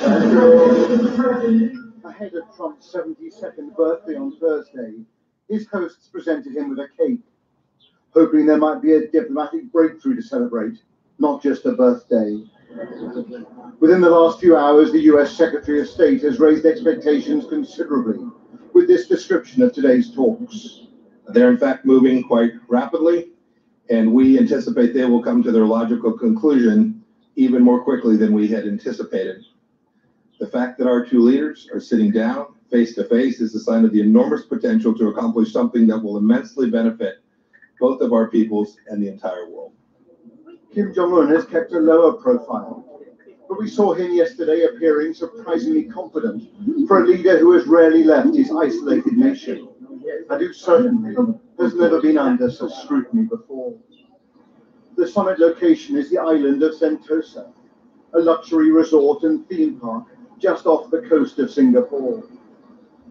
will be here that the two maverick leaders will try and strike the world's most ambitious disarmament agreement. It will pitch the president's claim of being the ultimate deal maker against the dictator's unknown motives. The risks and the prize here are immense. Well, Robert, so much at stake. What do we know about what will happen tomorrow? Well, to be honest, I mean, this summit has been so hastily prepared. Remember, Hello. Hello. Right, I've got the form back from Eileen. I think it doesn't add any less risk if I get her to send it back to me in a normal envelope than sending it back to the Kennel Club straight in a normal envelope, is it? It just means I can't track it at the Kennel Club, the vet. So I might as well just send it. I'm going to send it to the vet special delivery and just include a normal first class stamp to send it to the Kennel Club. Then we believe it will be opened up to the two delegations meeting each other. But in the last well, I don't need to have seen it. Well, listen to me. It adds an extra step.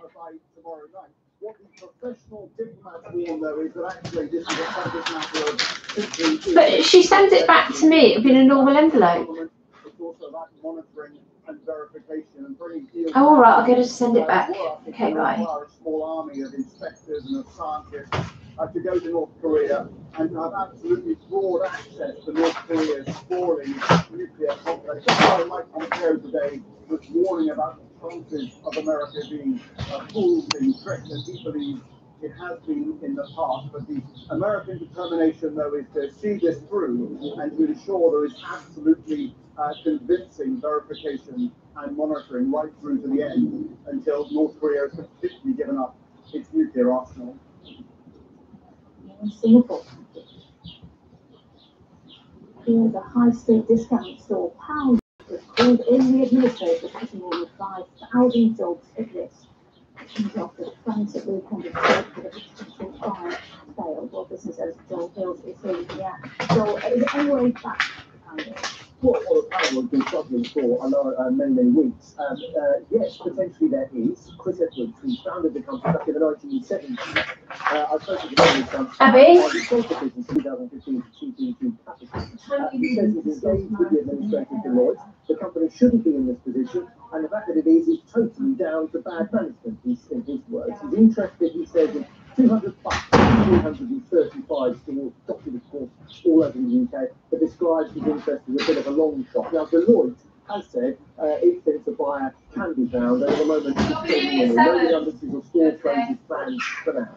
I've seen so many times struggling. I've got applied maths. Has its own story, and Howard's World is quite interesting. It is trending pretty well at the tail spin at the tail end of last year, and then unraveled at quite some point. Now, the feeling about the pound post the Brexit referendum didn't help. The business has seen its costs rise, it's seen consumer spending habits squeeze, competition ferocious. It doesn't go back, it's been so difficult to manage. It's invested in the business when the decline in pay.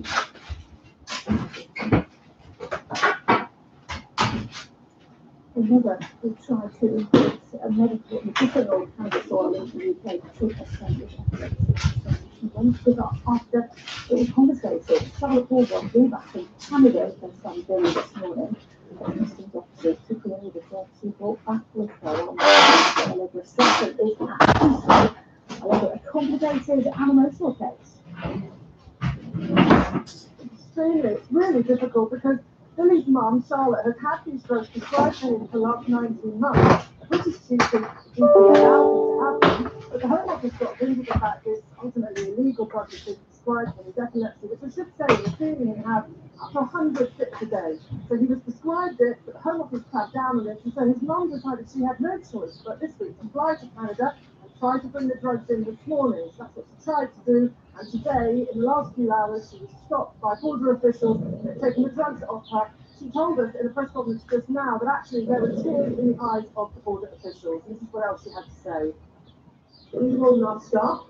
We are not going to stop. We are not going to give up.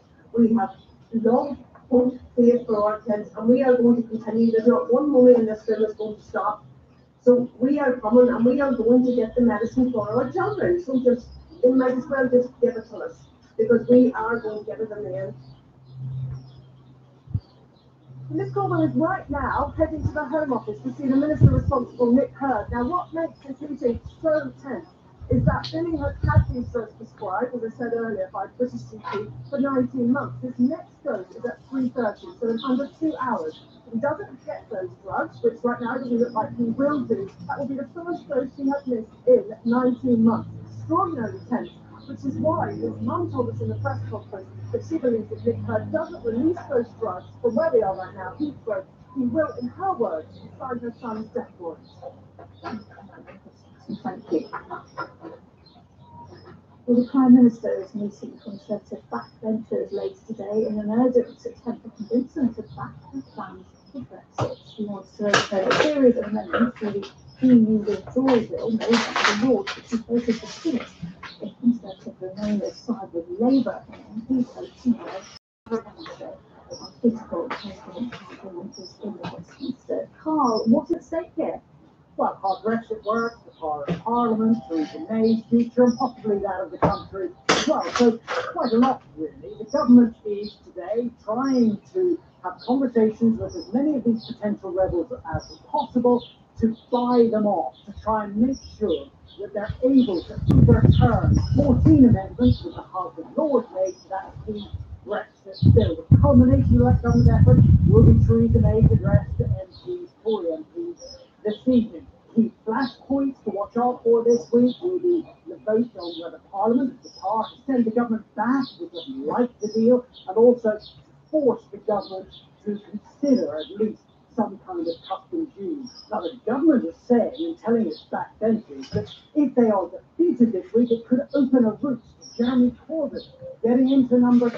I don't think the rebels necessarily agree with that, but how much they are prepared to go against their own side really does remain to be seen. So, as I stand here now, it feels a bit like the days before an England World Cup campaign, with lots of excitement anticipated, probably to be followed by a few dull results, but with the possibility of major drama keeping us all on the edge of our seats.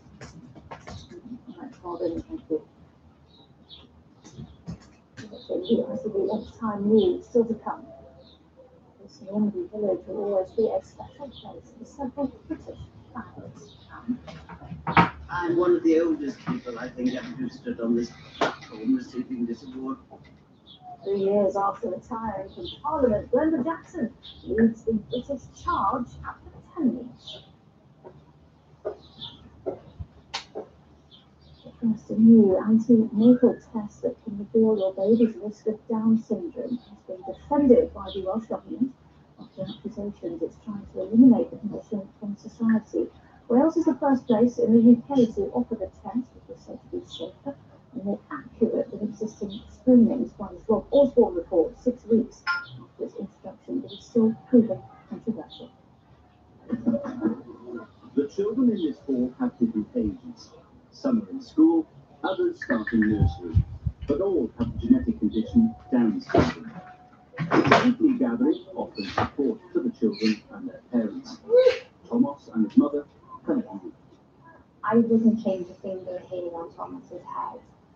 I wouldn't change him at all. He's the cherry on top of a beautiful cake. Today, has become the first in the UK to offer a new test for Down syndrome pregnancy. It's safer than previous tests, with no risk of miscarriage. But 6 weeks after its introduction, some of the mothers are uncomfortable. It makes us feel like people are looking at our children and saying, you know, what right do you have to be here? And that's really upsetting for everyone. It's a path that none of us would choose to go down at all. If we could wind back the clock and take the test away, I think the majority of people would absolutely put through. But why don't we do it? They have the technology to do it. If they choose to eradicate symptomatology, the test has provoked an ethical debate about the use of technology in screening for disability, but it has its backers. Sarah Pickard is an actress and campaigner who also has Down syndrome. having the test there is a good thing, because I think that is this, that choice to that level. I think the parents can decide what they want to do. The debate has forced the World Health Secretary to defend the new system. He says it's about giving pregnant women the best information. I really do want to reiterate this is about safety, supporting parents, enabling people to make informed choices and supporting them in making those informed choices. And I look forward to a continued future where people living with Downs are supported and valued as members of our society and country in exactly the same way that we are. The test will be evaluated over the next 3 years, but the eyes of the country will be on Wales to see how it works. Rob Osborne, ITV News.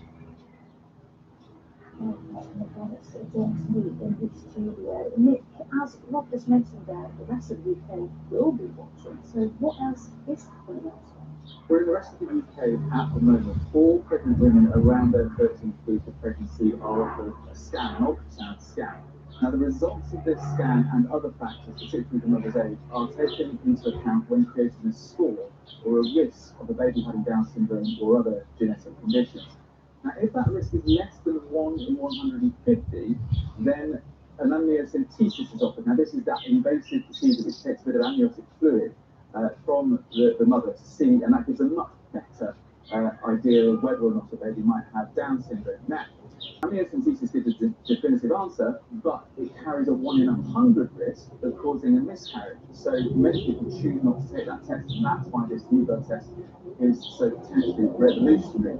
Public Health England told us today that they are closely managing the rollout of this new test, and they don't see the impact it will have on the decisions women and partners make following their test results. Now, we heard from parents who think that this new test will lead to a rise in aborted fetuses of baby with Down syndrome. NHS Wales says it's about making choices. The ethics are very difficult. Plenty of healthy fetuses get aborted every year, and bringing new life into the world carries an awful lot of responsibility. This test will not make that responsibility any easier.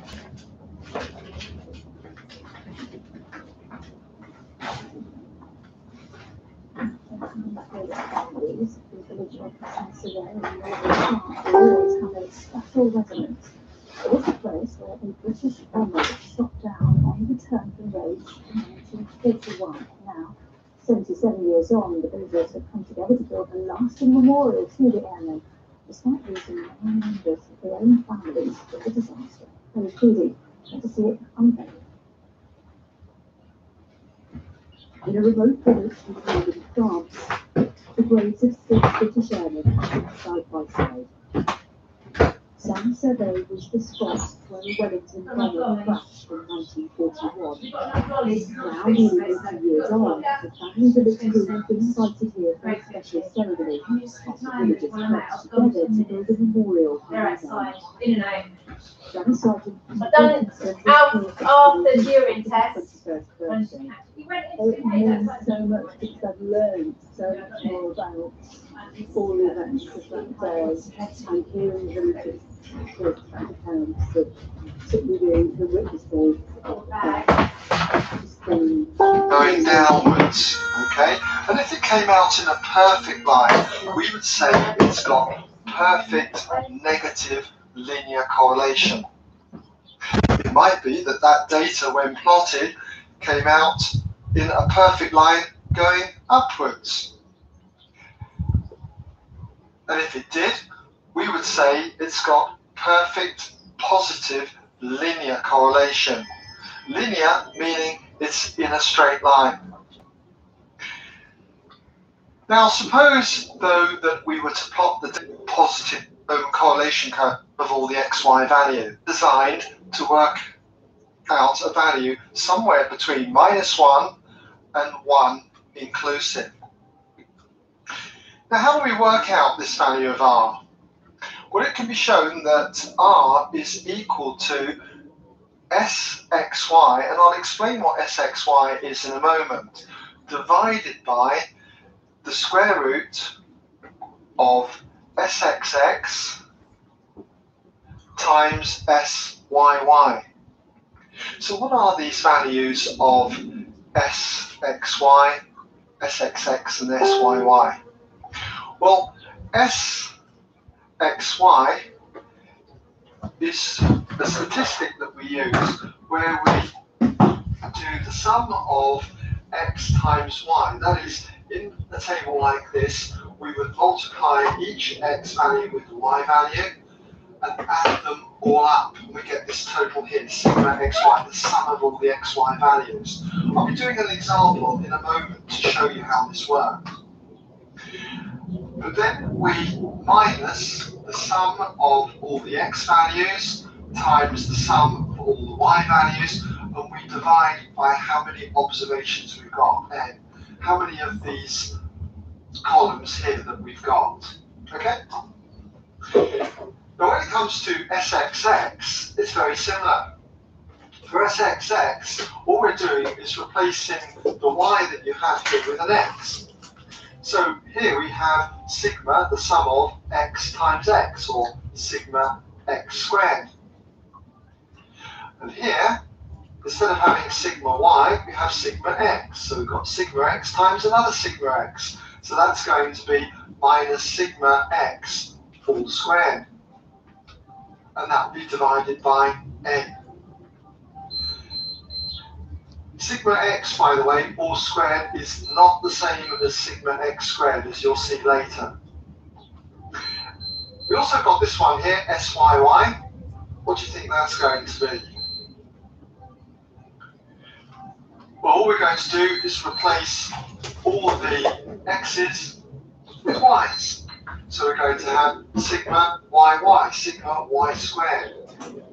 Sigma y squared minus sigma y times sigma y, in other words, sigma y all squared, and divided by the number of observations there. Alright? So it's very important that you try and learn these, and our formula here, okay? Quite often though, you'll find that in the formula book that you might be given for an exam, you'll find generally these formulas around, okay? Now to say, we'll have a look at an example. Now suppose I have a table like this one, marks and two tests. We've got maths marks were x and physics marks y. For quite a number of students, in fact 10 students if you were to count these up, okay? Now if we were to try and work out the product learning correlation coefficient, we've got our formula for that. It was r equals sxy all over the square root of sxx and syy, and we have what sxy, sxx and syy were. So, if I was doing this, I've got to start working out some of these statistics. Sigma x, for instance, okay? So if I'm doing sigma x, what I need to do, okay, is just add up all the values across here. If you do sigma x and you add it up, you should find that sigma x comes to 71. Plus 4, plus 5, plus 5, and so on, all the way up to the 10. So that would be that statistic.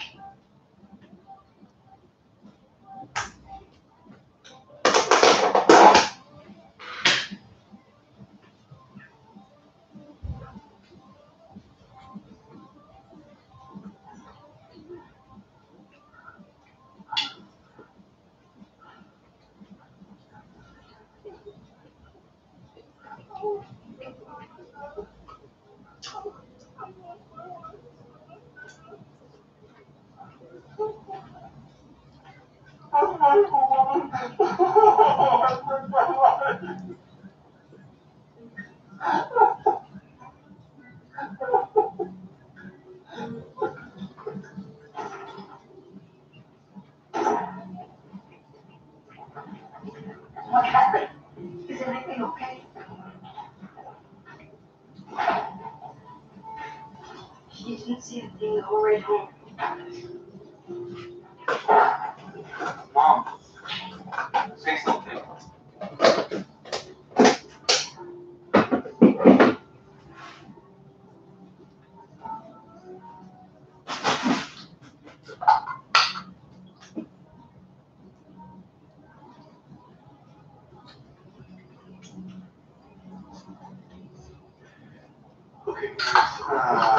Let's get Bobby some space.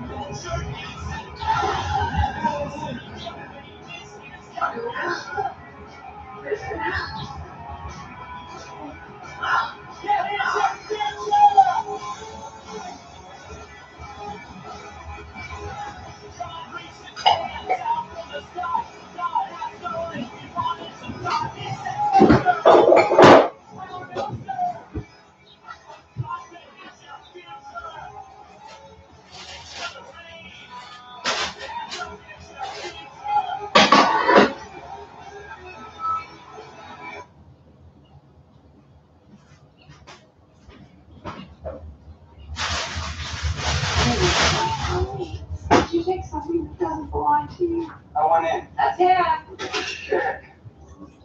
Hey, what the hell? You can't do that. I did this for your own good, Nancy. No, I thought you were right. Oh my God! Oh my God! Things are like for my commercials, and then us really drunk. I'm trading. Knows what? I'm watching shit. You about to groove me some shit. The way I see it, you still owe me 150 G's, lady.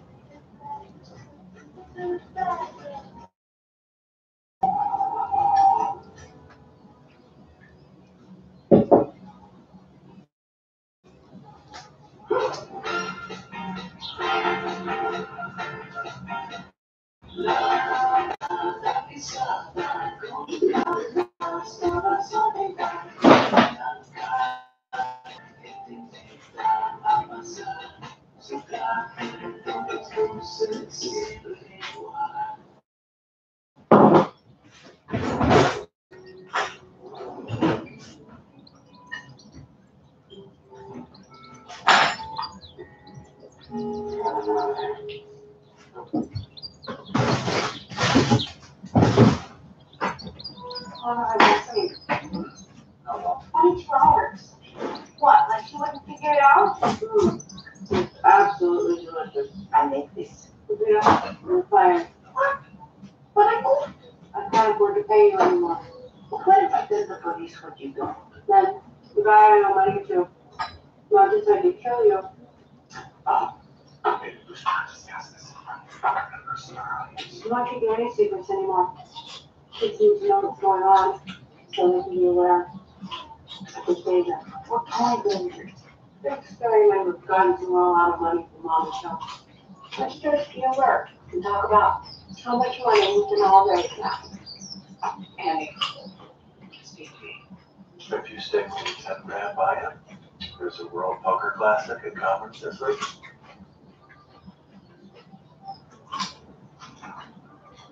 Sabes escuchar. Vaccines. Too soon, Lisa. Too soon. Shane, I have a stock portfolio worth $2,600. Cash in. If I liquidate now, I pay a penalty. Shane, now.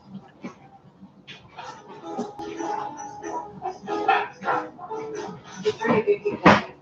Now, there's not much here in the way of assets, so you do have this bill and a contract. Now that is a cash cow right there.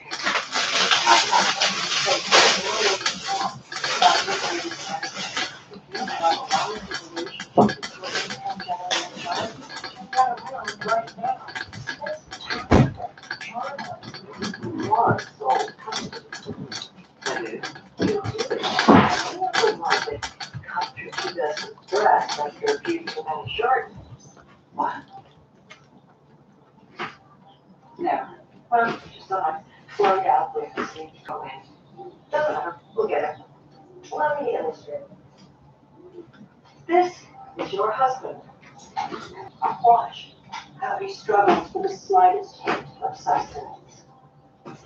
slouching toward a Bethlehem of mercy that never appears. And just when he's about to resign himself to his miserable doomed fate, we allow the selfish to escape from his life.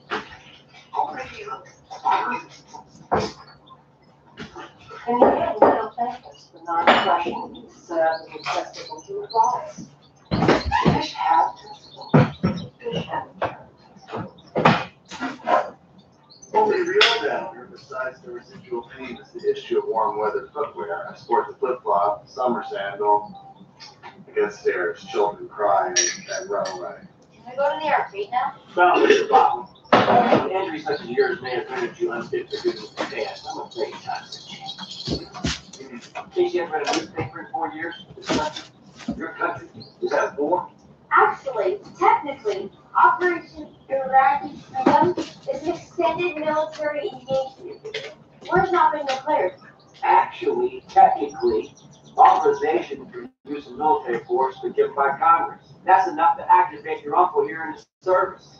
Yeah, I'm clearly not fit. You can walk, can't you? Not a lot of stuff. No, I tend to weave. I didn't notice. I'll fail the drug test. We'll clean you up. Okay. Gotta get up for that. Look, son, the truth is you're never going to see combat. We want to win this war. It's not a war. My point is, this is the best job, son. Quit your whining and prepare to serve. We got you. We're not going to let you go. Now, report back here at 0500 tomorrow morning with these papers properly filled out. You must bring with you a social security card, birth certificate, and a driver's license. Do not bring iPods, watches, jewelry, excessive cash, or any other valuables.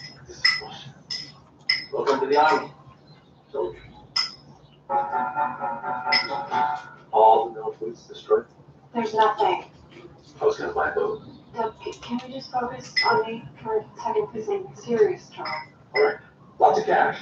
Real quick. Boat. Okay. Why aren't you dressed? Dan threw me out of the house. Been sleeping here in the office. Turn around. Yeah, she found out that I was fucking Celia. Celia? Jesus. Fascinating. I need to hear about this. Not now, definitely later. Now I need to focus. How much did I raise by liquidating all my stocks and bonds? You don't have stocks and bonds. Yes, I do. I have stocks and bonds. Judah left me stocks and bonds. You did. But then you had me sell everything so you could start a bakery. Everything? There wasn't much. Judah was lousy playing the market. I mean, a company that sells morning after pills for dogs. You wasn't one advising him, Doug. Okay, that one did not come from me. Weird answers? Yeah, me. But you went rogue on RP 486. Anyway, you broke again. No, Doug. Unacceptable. There has to be something. There's always something. How much money could I get if I sold my house? Not much. The bubble's bursting in Agrestic. Majestic next door, that's a new hotspot with a chartered schools and they're making church that's boosting my property values. How much, Doug? If you haven't found a buyer, you could net maybe 50 grand, but then any place you rent would be more than the mortgage you're paying now. It's not smart. Cash in hand. Let's do it. Where do we live? I can only deal with one thing at a time. If I deal with one thing at a time, I'm less inclined to shoot myself in the head. Oh, don't do that. Your life insurance ran out a few weeks ago. I sent you an email. Get it back, Doug. My kids may seriously need it. I gotta go. Celia. God wants what it wants. 5,000 square feet of raw space, 50 foot is a good price. I could retrofit the climate control, put 3 or 4 generators in, wouldn't have to worry about the sound. Just cover business up front, appearances, secure the factory lot. Downtown's supposed to be going on right now. The lady said they're building a Whole Foods just up the block so you can get all that food gourmet shit you like. Boy, look here. How you like that view? We're gonna kill those last plants. I used to smoking again. I ain't seen these smokes from down the house. God damn. More no less. I started smoking. I was long and brown like these cigarettes. Everything's changed. You don't like to come out with something about the Can you go here? Yeah, it's perfect. Fucking shame it's all gonna be a return. And let me worry about return. Just grow. are we doing out here?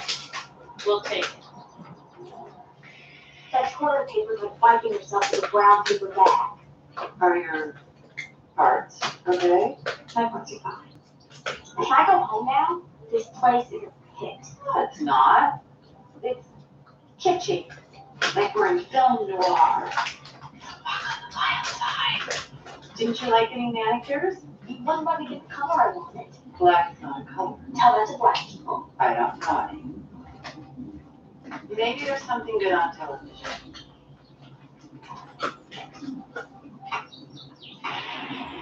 Overseas sizzling hours of hot, young, girl on girl action. So, no. Not watching that. Might as well just go to bed. Why? Here. How come I was the car? Because I'm the mother and you're the child. Unless You wanted to shoot her the bed. You haven't done that since you were 4. how fun. Yeah, well, I'm not 4. And I don't have any desire to shoot them anymore. Why am I even here?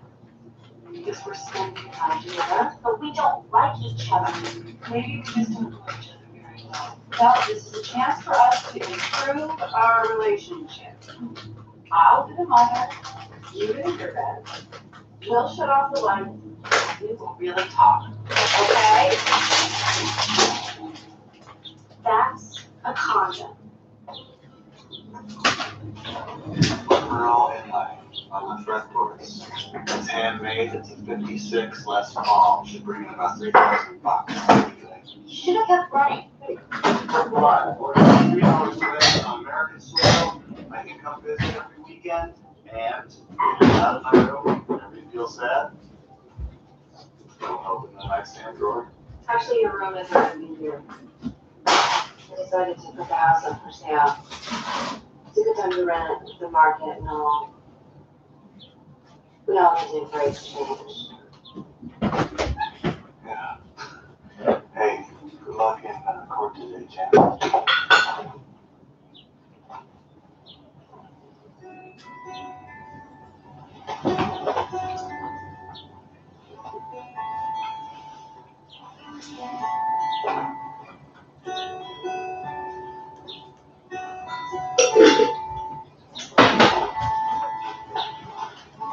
Fingers crossed for a female judge cry this weekend. Keep that in mind.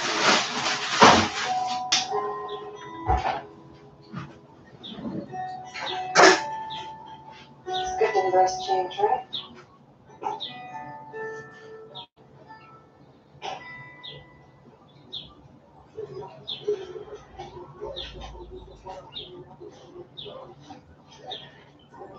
Marvin. Lady brings me $7,000. What I do with $7,000? You wipe your ass for $7,000. This is bullshit. Marvin, go pick up one of our kids and break his leg. Oh, God. I'm waiting on some PayPal payments. I promise I'll have more for you to wipe your ass with soon. You'll work yourself in trade. What kind of trade? White slave trade. Here. Go there. Tell them I sent you. It'll be a package. Bring the package back to me. The package of what? Package of whatever the fuck I said you pick up, bitch. You don't you need it. Right now. My son's being sentenced today. That's just sad. You know, you should really get them in one of those after-school programs instead of letting them run all wild and shit. I'm really glad you understand. I don't understand shit. Move some stuff around. I'll do my best. What did you see her? I wanted to see how she do.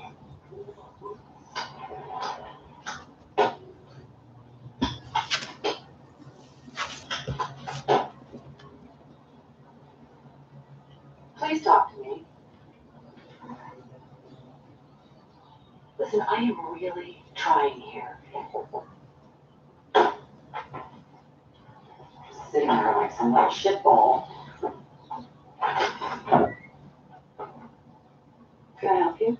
My name is Miriam Walters. I'm an officer with the State of California Child Protective Services. Are you Ms. Celia Hodes? It's pronounced Hose. May we have your permission to enter the premises? Before, I must warn you that if you do not allow me entry into the premises, I will return with court order. If you still refuse me entry, you may be subject to prosecution under California state law, which was... But obviously, there's some mistake. No, there isn't. I called him. You jokester, you. I must ask you once more, Ms. Hodes, do I admit you?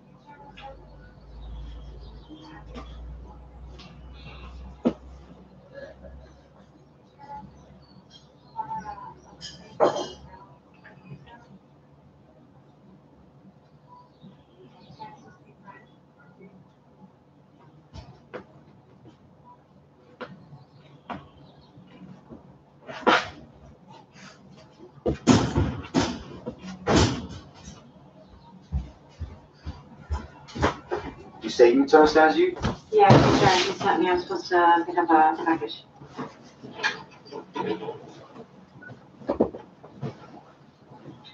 Will you please tell him to open the door? What's the matter? You don't speak Spanish? No, I don't. How can you live in Los Angeles and not know Spanish? We almost half the population here. Por ejemplo, if I told you, conozco a este hombre que se llama U-turn, would you not like that? Well, that depends. What does it mean? Means maybe I do know this man who calls himself U-turn. Then maybe you also have a package for me. Maybe I do. Ta-da! I have to be in court right now, so let's just pretend that I reached for it another few times, and each time perhaps it rings. Where does that leave us? You ever get something for nothing in your life? I don't think so. Man, it ain't gonna happen for the first time here.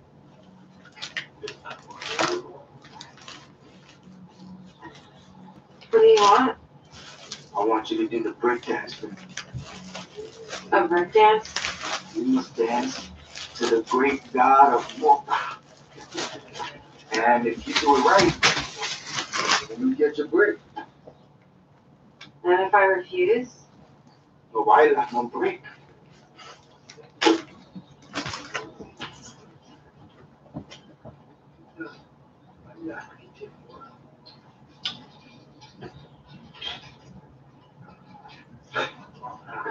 This is not a real break dance. Man, that's a shot of cheap tequila dance. Show me a real break dance.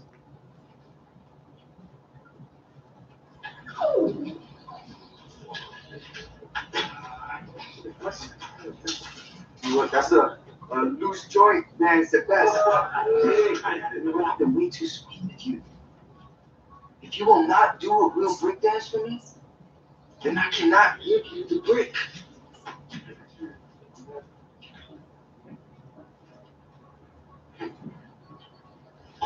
Hold Hold your horses, Pedro.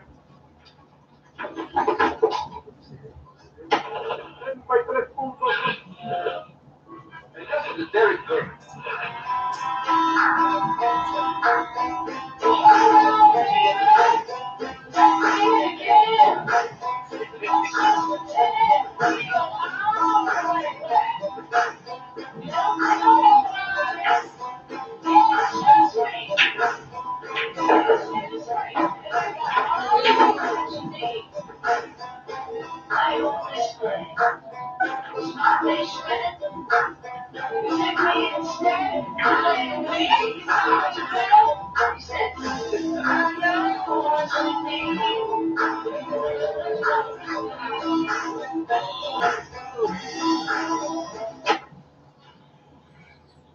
My name is Guillermo.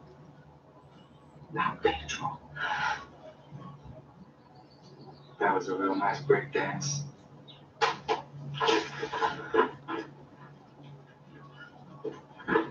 Tell your friend you turn.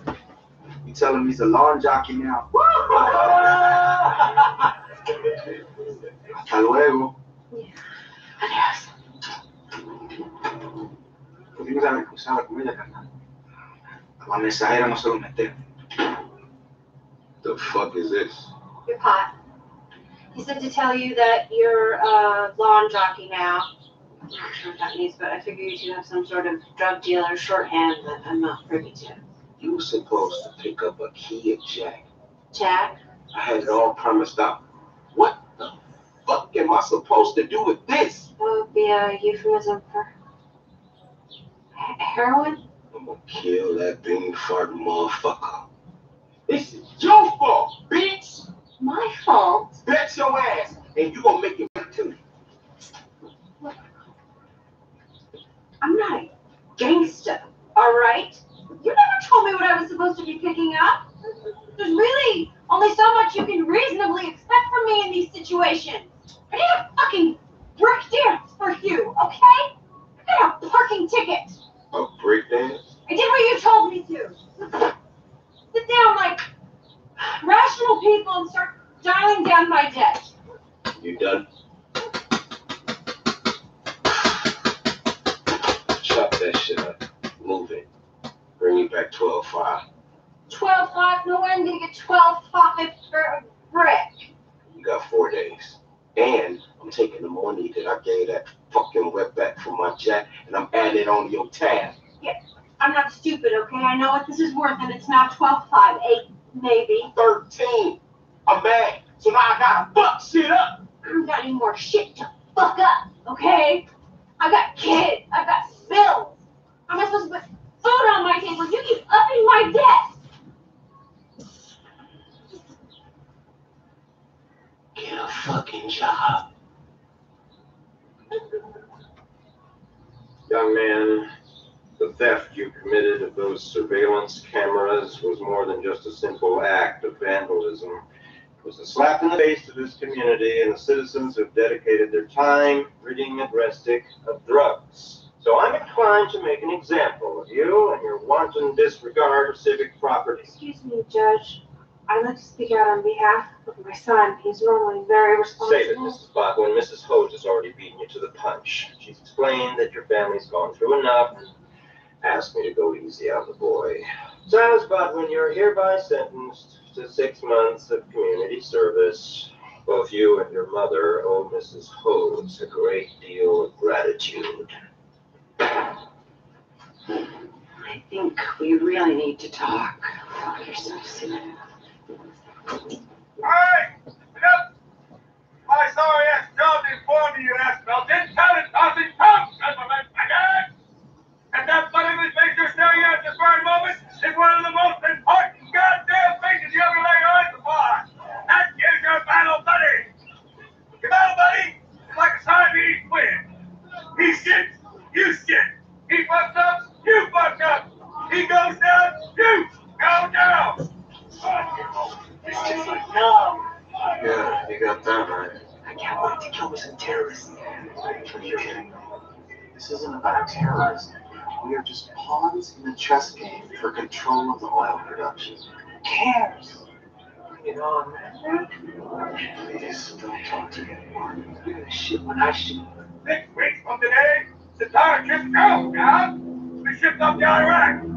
You best pay close attention to every goddamn word comes out of my godly mouth. Sergeant Bilko. Hi, I'm in the wrong place. They promised me a desk. Who the hell gave you permission to break rank? You fucking little dick! Yeah, I just wanted to make sure. They promised everybody a desk job! You useless what? I had 8 toes. I got 4 dicks! You better fall back in line before I use one of them to fuck you up the ass with! Now fall back in line! Budwin! You people are losers! You're scumbags! And I am God! You because I won't be responsible when you get to Iraq! And if you don't listen to me, guess what? You will die! What are you looking at, you piece of shit?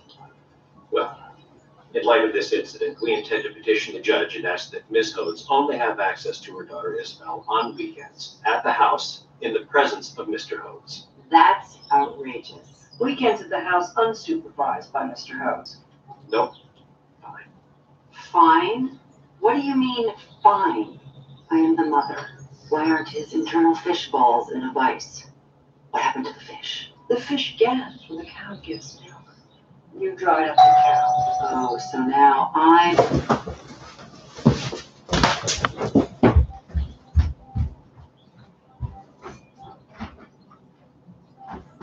Get there by... Oh, that's slow. That's on my phone. How are you going to Mine's always really slow. Get there by 1 o'clock tomorrow evening. Okay.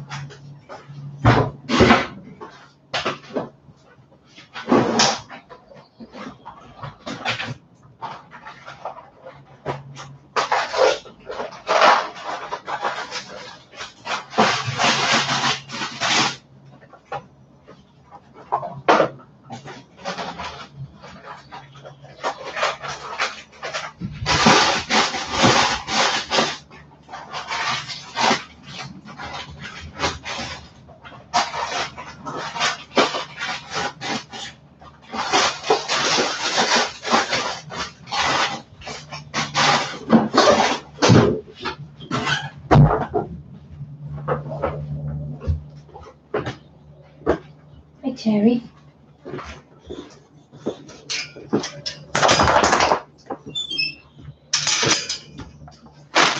Hi, little pig. Hi, little piggy. Hi, little baby. Hello.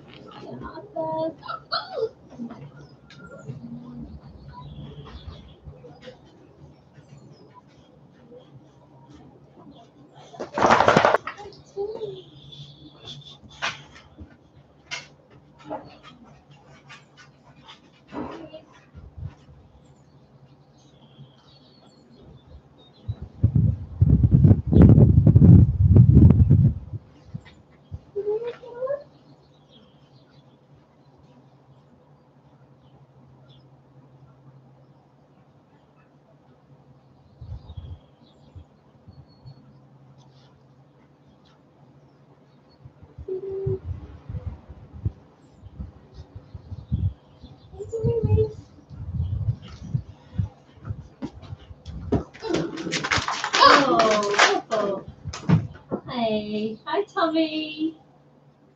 Hi, Tommy. Oh, hi, little boy.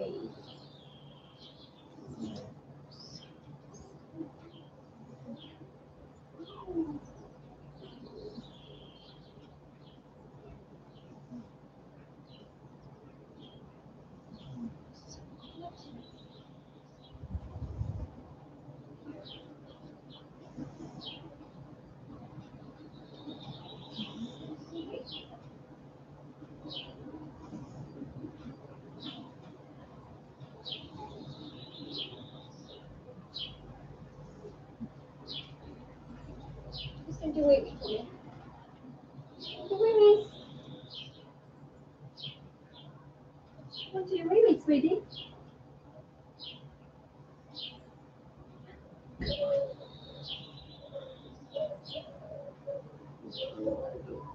No, no. And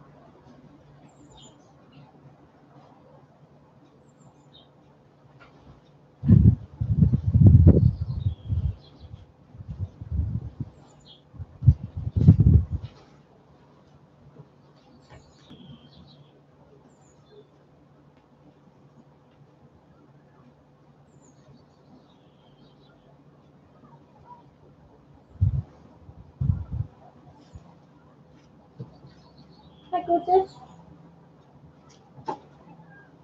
Ada. Hi, Ada. Ada. Sweetheart.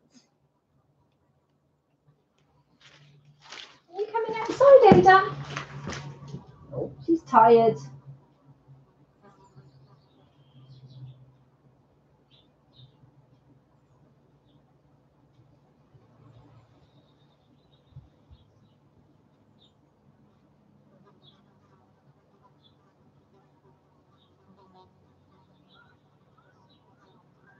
Look, Mummy.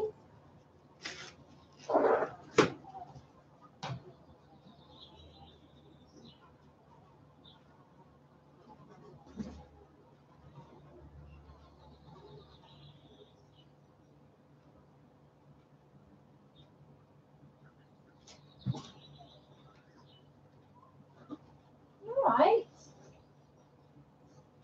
Eating too much, don't they?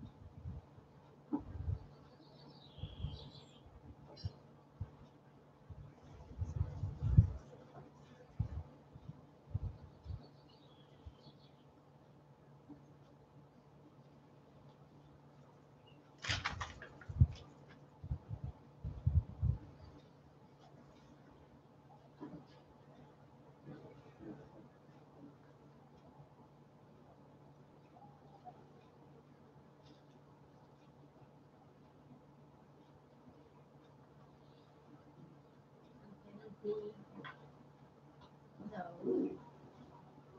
No biting. No biting. Good. Good.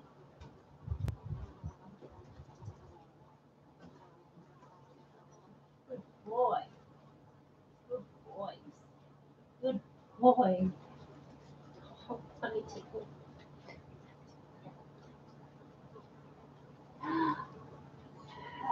That's your teeth getting big.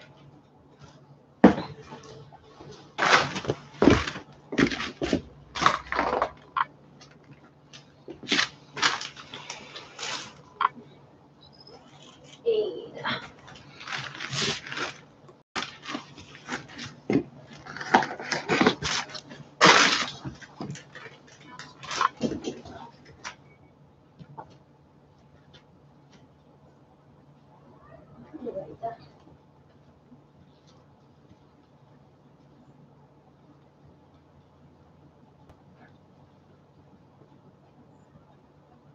No one's gonna do wee-wees, are they?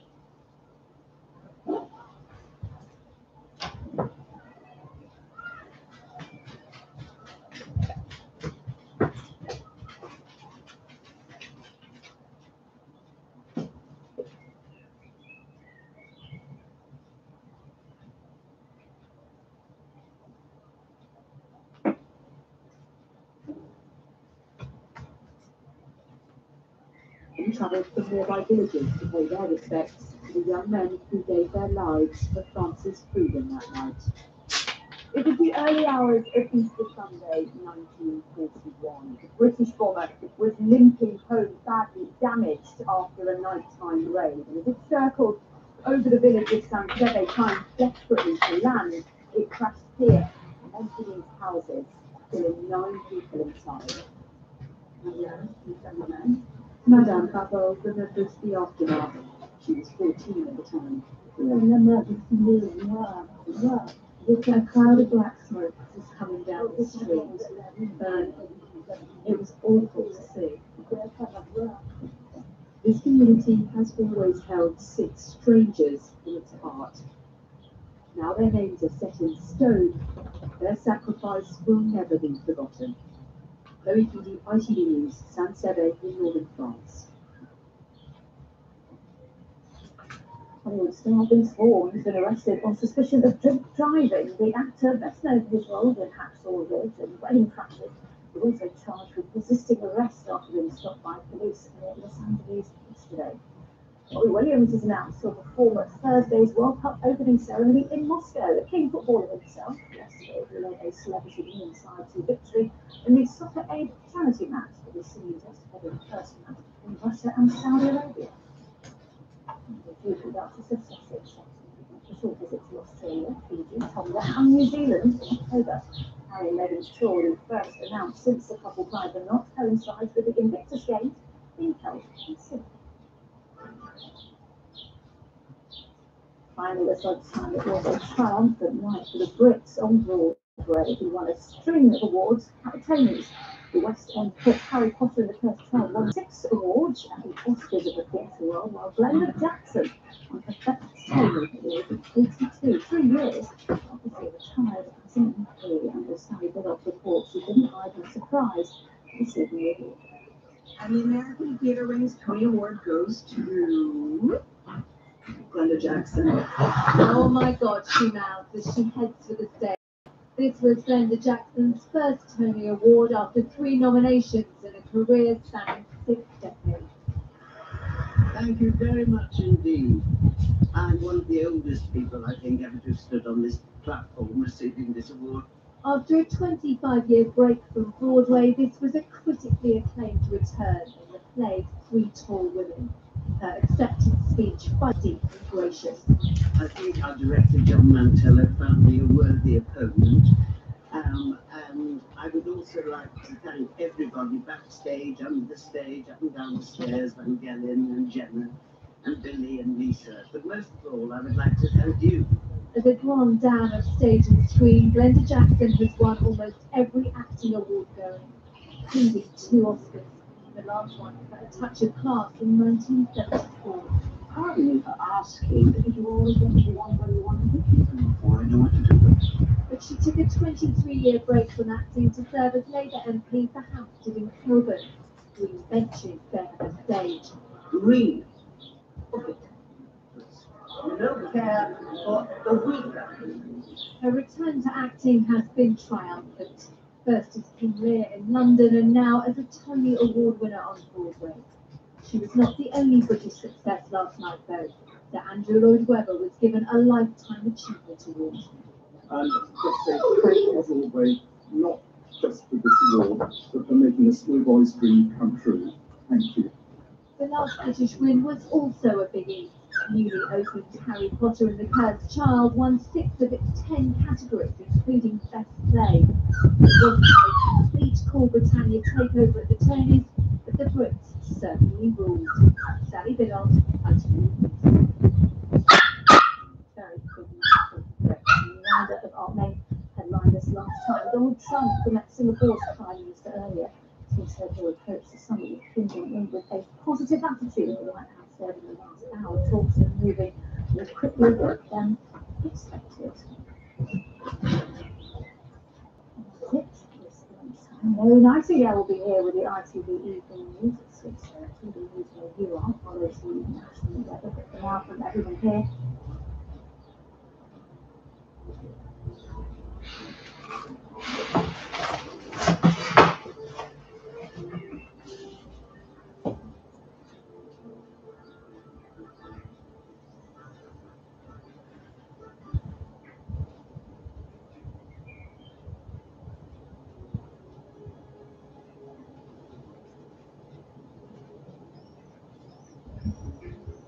Whatever the weather, SAP Broadband wants the national weather.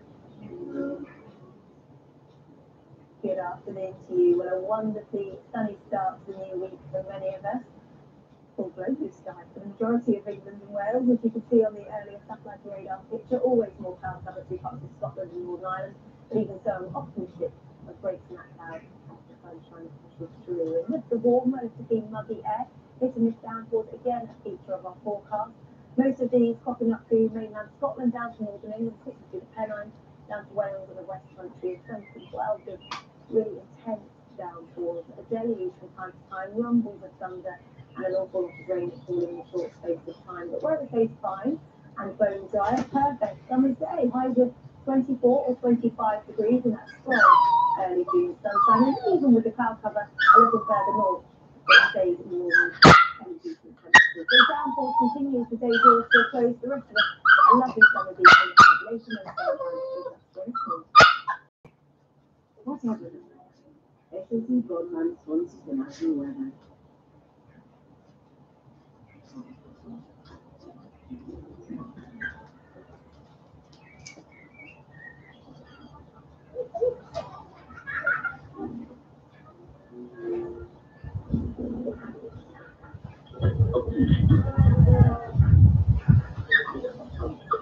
Is earwax interfering with your hearing? Trust clinically proven Rosepups, the UK's best-selling earwax treatment range.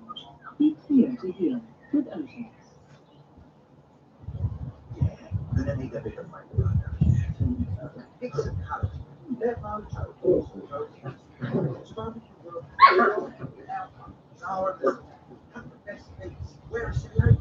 Well, so that's couple barbecue style meat.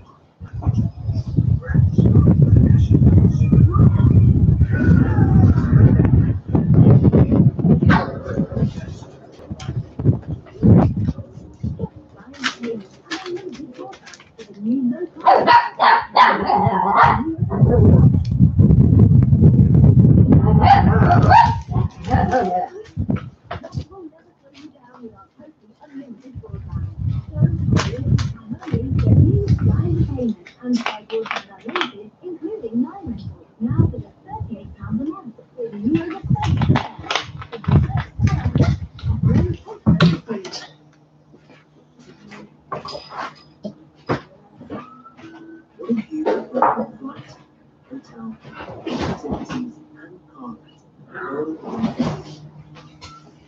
Expedia for travel experts give you the world of wonders. So you can see more.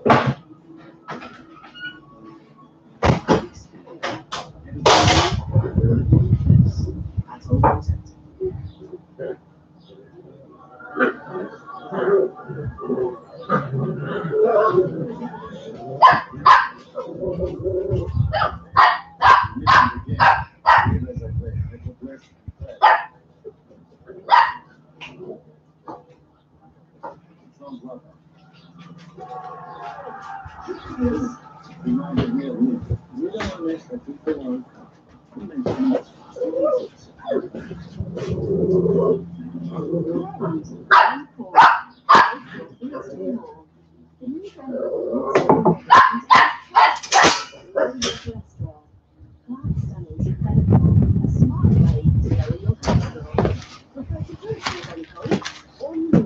One little bottle a day.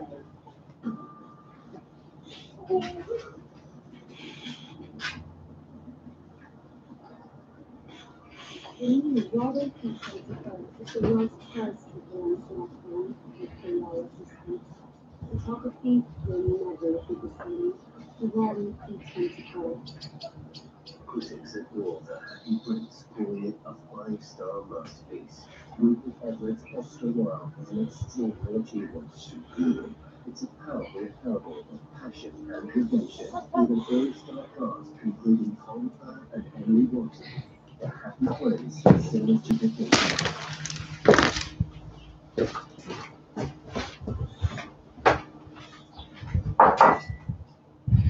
Hello again. Now the main story is in London. Theresa May has effectively apologised for not meeting with survivors the day after the Grenfell Tower fire.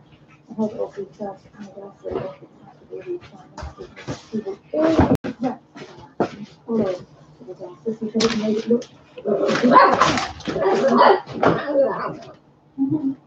Mayors met with Home Secretary Sajid Javid for the first time this morning to discuss the capital's rise in violent crime. 4 people were stabbed on London streets over the weekend. 45-year-old Edmund Tunisia was killed when he was stabbed near Turnpike Lane Tube Station on Saturday. This brings a number of more investigators to 74 this year. The Minister for Police and Crime insisted that that was being more money to tackle the rise, but those claims were dismissed by State Council. £100 million going into actually policy this year. We're looking at next year, 1920 as well, something similar. So there is more money going into policing. No, this is a true example of smoke and mirrors. What the Home Secretary and the Home Office have done in the past is given London chunks of money which were due, but nowhere near what we need. More than 40 people were evacuated from a hospital in Enfield last night after a fire in one of the wards. The fire at the Chase Farm Hospital was quickly put out by firefighters, but 7 people had to be treated after breathing in smoke. Some patients had to sleep on alternative accommodation overnight while firefighters fight the fire. The consumer group Which has accused several London train services of misleading passengers over compensation rights. It sent secret shoppers without paying compensation when travel was disrupted. That includes passenger who were found didn't seem to know.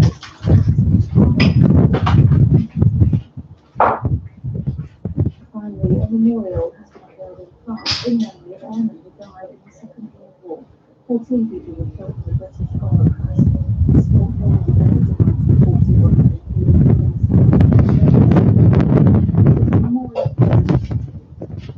It's a very common moment. We've investigated, of course, we know about it, and increasingly we're finding out more about it. And it's just a wonderful tribute.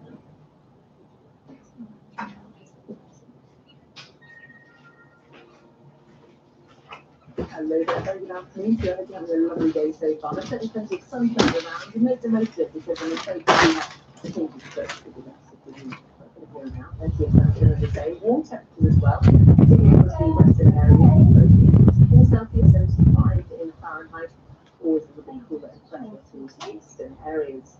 Now, as we head to this evening and overnight, some beautiful conditions to come still, but as the night works its way on, we are going to once again see more and more of the clouds rolling in the North Sea, and that's really going to act as a blanket. We'll pop the temperatures up overnight into double figures, 11 or 12 degrees, but I'm afraid it does leave a legacy of some very dreary conditions to start the day tomorrow.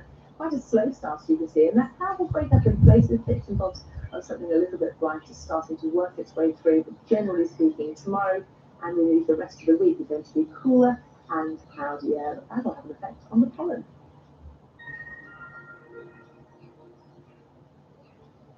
Live vividly this summer with the ITV Pollen Count, sponsored by Pyrenees Hay Fever Relief Nasal Spray. And with all the sunshine and the warm temperatures today, pollen levels are very high across the London area. But with a bit more cloud and some cooler temperatures tomorrow, we've got levels dropping to high, then they're back up again to very high on Wednesday. Back here at 6. Still very happy this afternoon.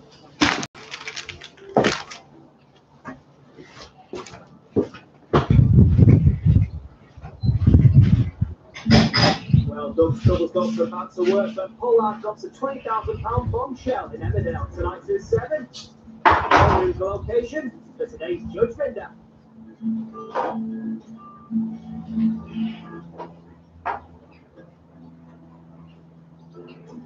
It's time for you to do something about what happened. This program is sponsored by Patient Hotline, medical negligence specialists. This is criminal gangster, Robert King, who spent his career fighting disasters. Now, he's ready to rule in ITV's The son of it. How much Did you break that? How much have got £1,000?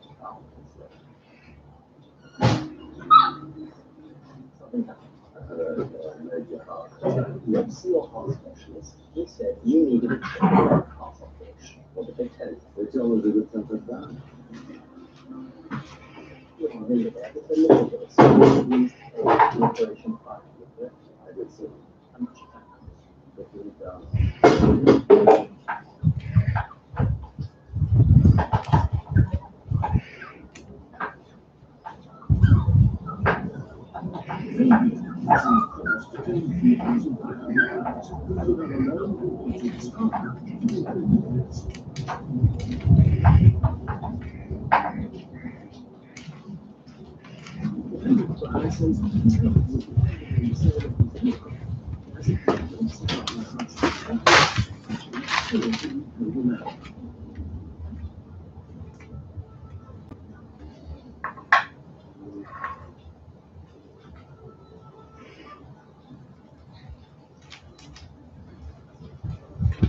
Feeling alright, son. And Nick Ryan says this. Now, who's Brian to you take? Who's his dad? The son of the left, right? The taking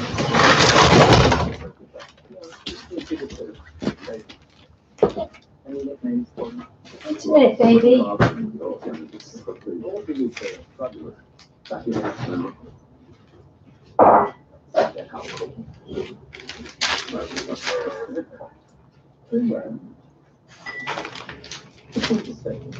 Yeah. I use the word in this case, and it's a rare alteration. It's in the book, very specific. That's not father, that's your dad. Be careful now, yeah?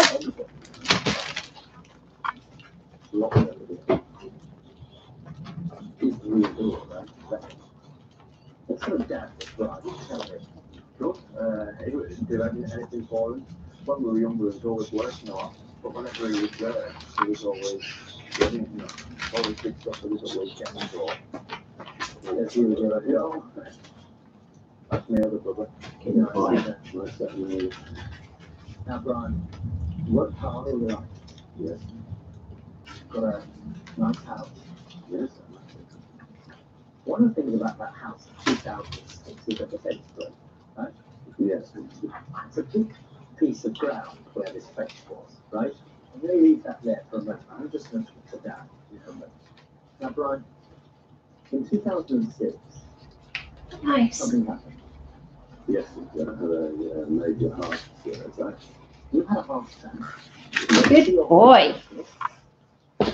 He said you needed a triple bypass operation. And what's more, you needed a quick heart. How long do you need to time taking? You went to see your NHS. What would you say would happen if you did not have critical operation? To be truthful, it didn't go exactly that way. I paid for the way for the dial into your system, and afterwards, the doctor said to me, "You had a very bad." One of the things that was shut, closed.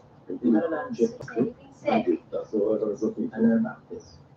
During the course of that exploration, you paid for that, by the way. Now, let me ask you.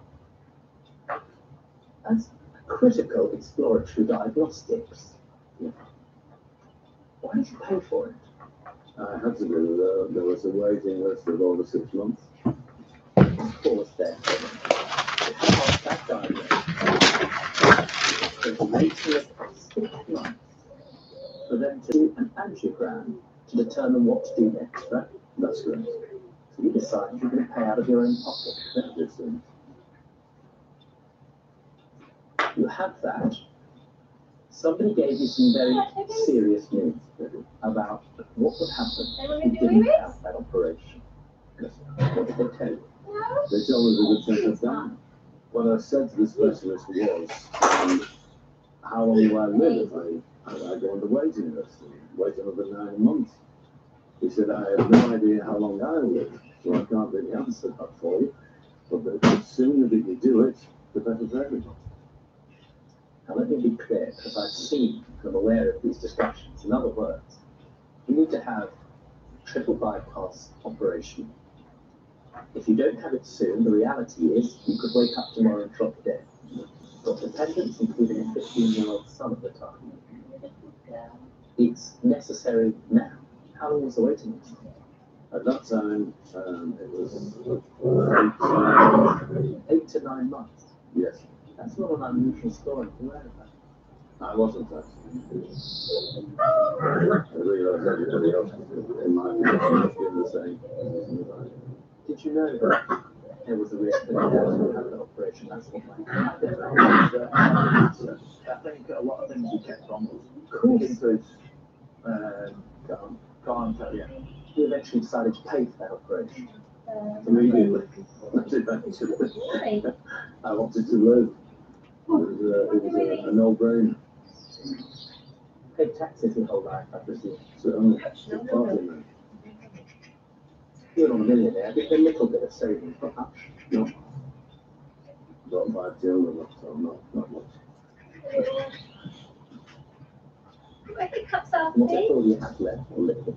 You used to pay the operation privately, correct? I did see. How much did that cost? 15,000.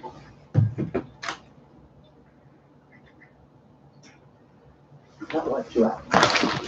So, you've still got the broken fence. Years on, which you'd like to repair. Yes.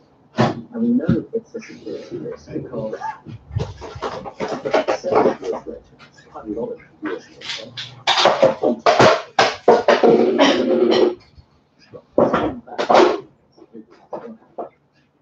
First of all, they didn't have a really bad accident on that day. We had to be taken to the hospital to have it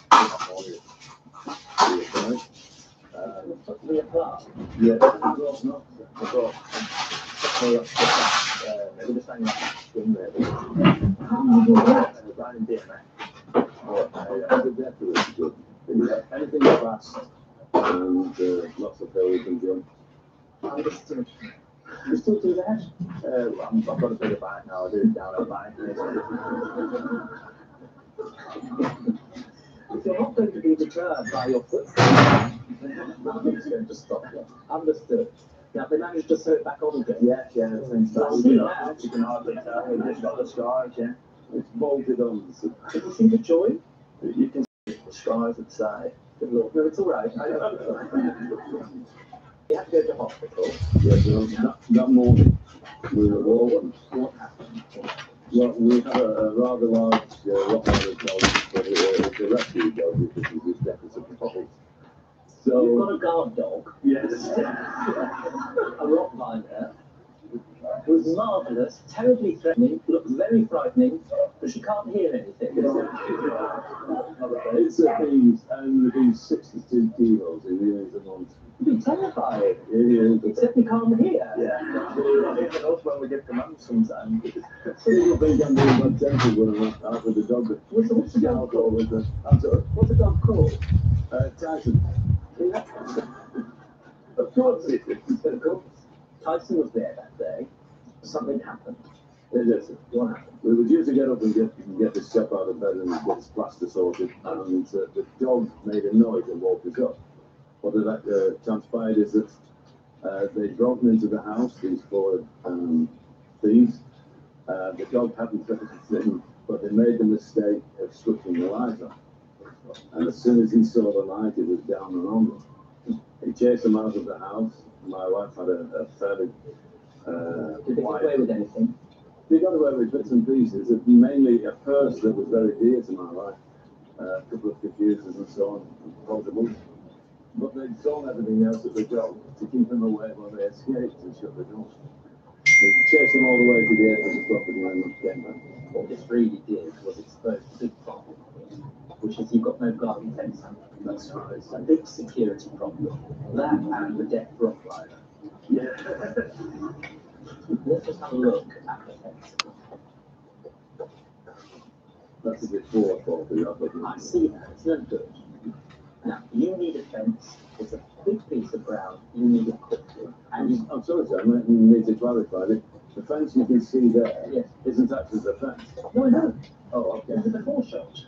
Yeah, no, yes, but that is, it's a protective thing that was put up by the builder while he erected it. There was no fence at all by this. I know. Okay. That's the point. That's why the burglars managed to get in. That's right. And why you said, after many years, we've got to sort this out now, because there is. I suspect your wife might have said something in a sort of nudging direction about the fence. Am I silly, right? I think it is. So, yes. No, do you think we might mend the fence now, or words quietly to that effect? Yeah. Actually put it right. Get on with it. I think you're done, please.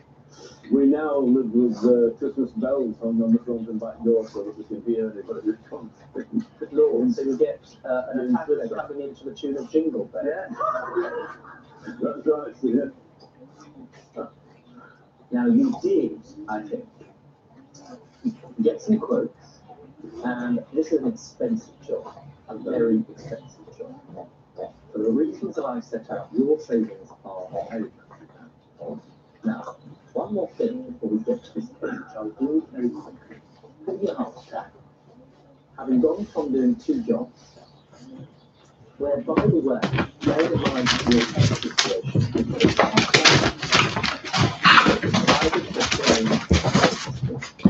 personal rights, certainly on the face of it, were not immediately fit to work. Instead of doing that, you took another job, right? You helped me. You would tell me what this other job is.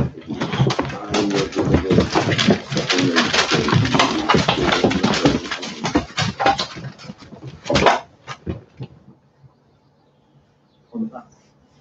You take me to on the bus, yes. So, can you just tell me what that job is to you? Money-wise, nothing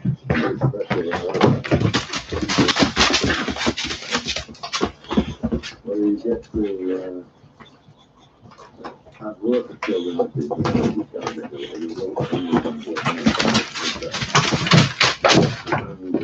I find them, try to make them laugh. It's give you a great thing. How much in total was the expense going to cost? A lot of money. 7,582 pounds. You've got their money.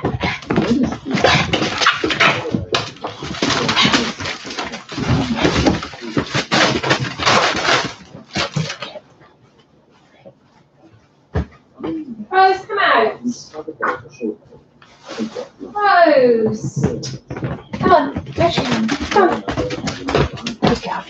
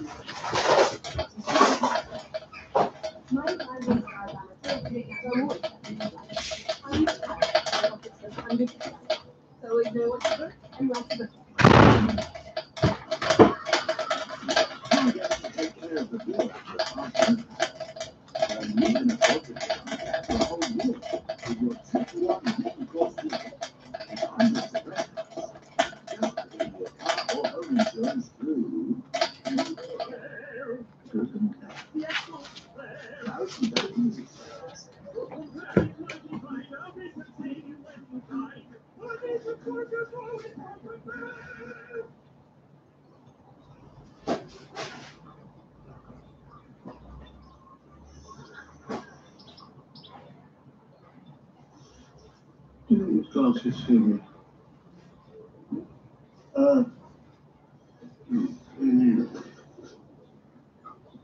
Very nice.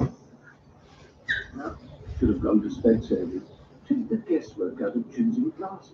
Try Specsavers' new Free-Styler technology in store.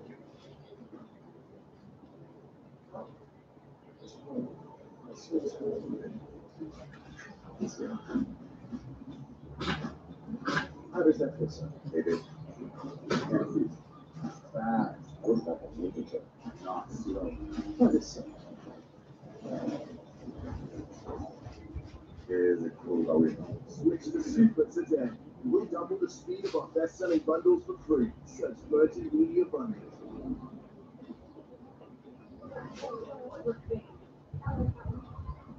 There we go. Can we have our ball back, Mr. Bennett? Go on, let's. Are you cooking burgers, Mr. Bennett? Would you like one, lads? Yes, please.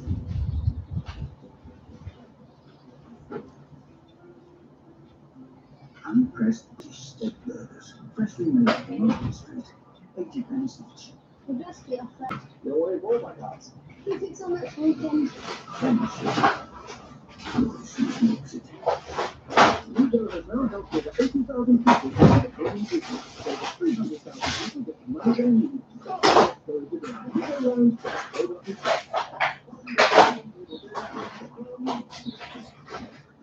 What did you never do that? The kids will wonderful everything. Alert! Check out the sign. This is a mission for the Super Snacks. Real delicious natural cheese.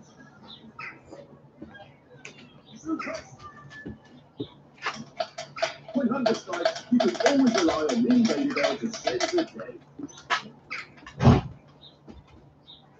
Well, if the left eye ladies are going to find you, turn off the camera, look at the Andre texted us for me. Hi, baby. And he was told to pray the gay away. We need to have his church to thank the birthday party. Cherry? Cherry? Cherry, come. Let's see the little babies. Come on. Cherry, come. You want to see that? Go on then, in you go. In you go. Go play. Smelly Cherry!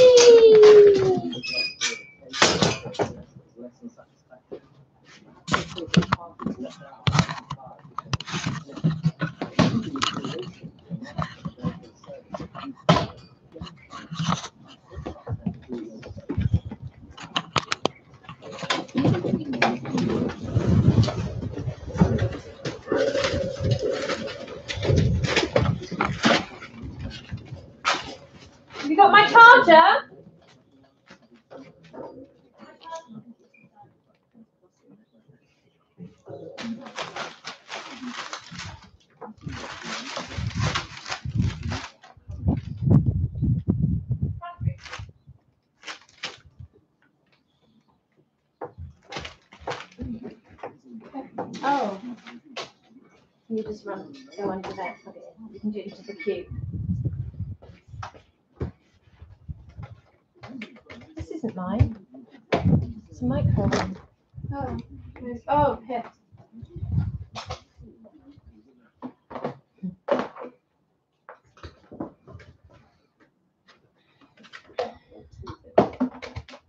You wouldn't have lent him the money unless you were confident you were going to get the money back. To be clear about this, you this represented if you get anything of that. Just proceeding between me and my dad. That's very important. You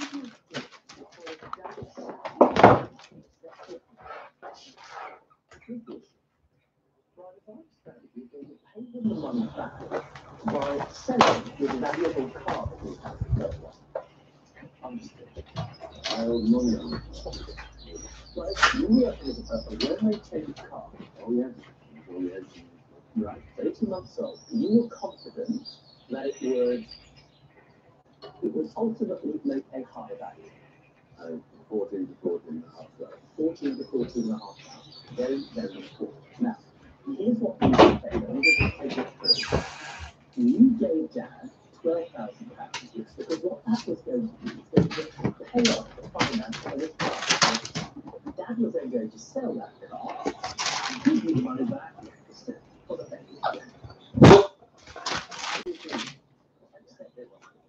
Exactly what happened.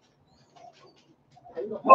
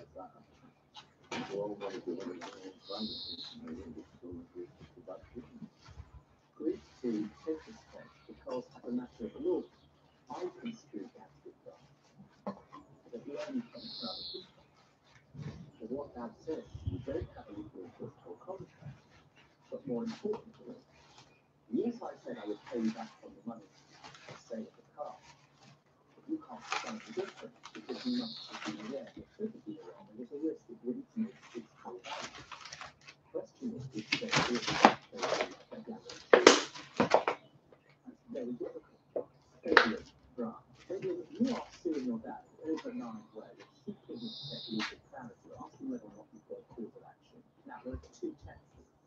First test is you have to prove to me that you've got a legal enforceable contract. Because of the admissions in this test, circumstances are much less.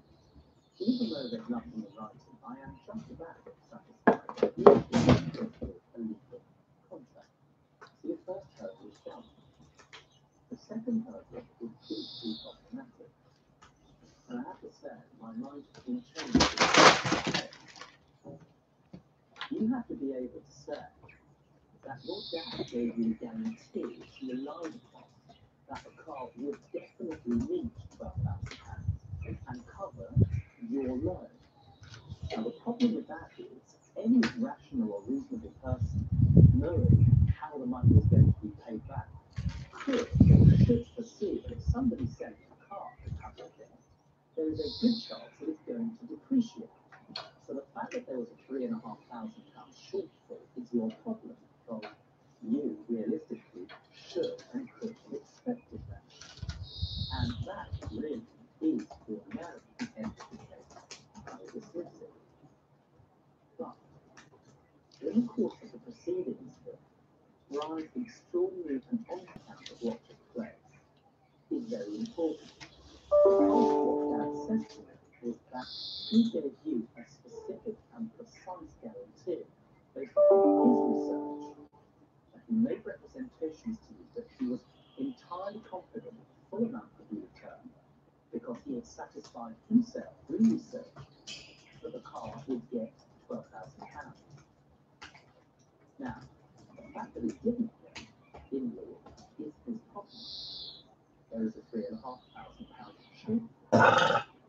And bearing in mind the representation that was made to you, the fact that you're not an expert, the fact that you relied upon that representation, and in which you were encouraged to rely upon that representation, you do have a legal enforceable claim. You are in law just about entitled to the shortfall.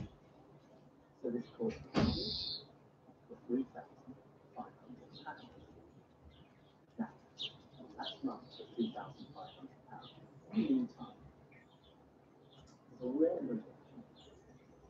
I have never had the case in my court ruled by such an extraordinary family who are honest, who have such a close relationship, and deeply love each other.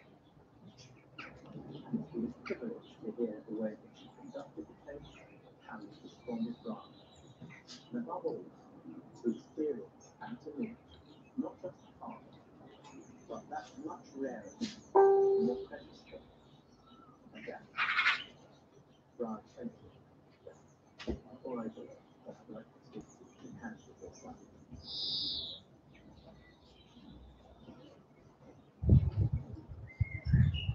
Thank you for the work you did in our community. Thank you for bringing the whole show together. Thank you for the manner in which you perceived this case. 2005.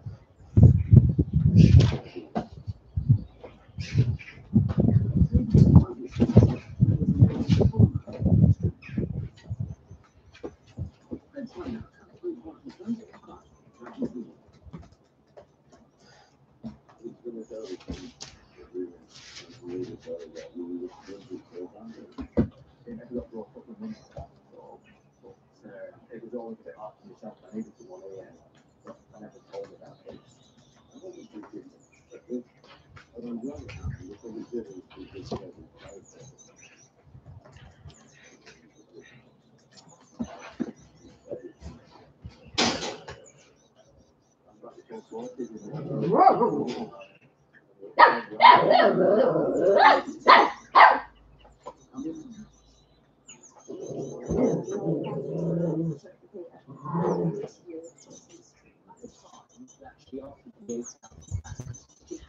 Yes, but all my friends to be 8,000.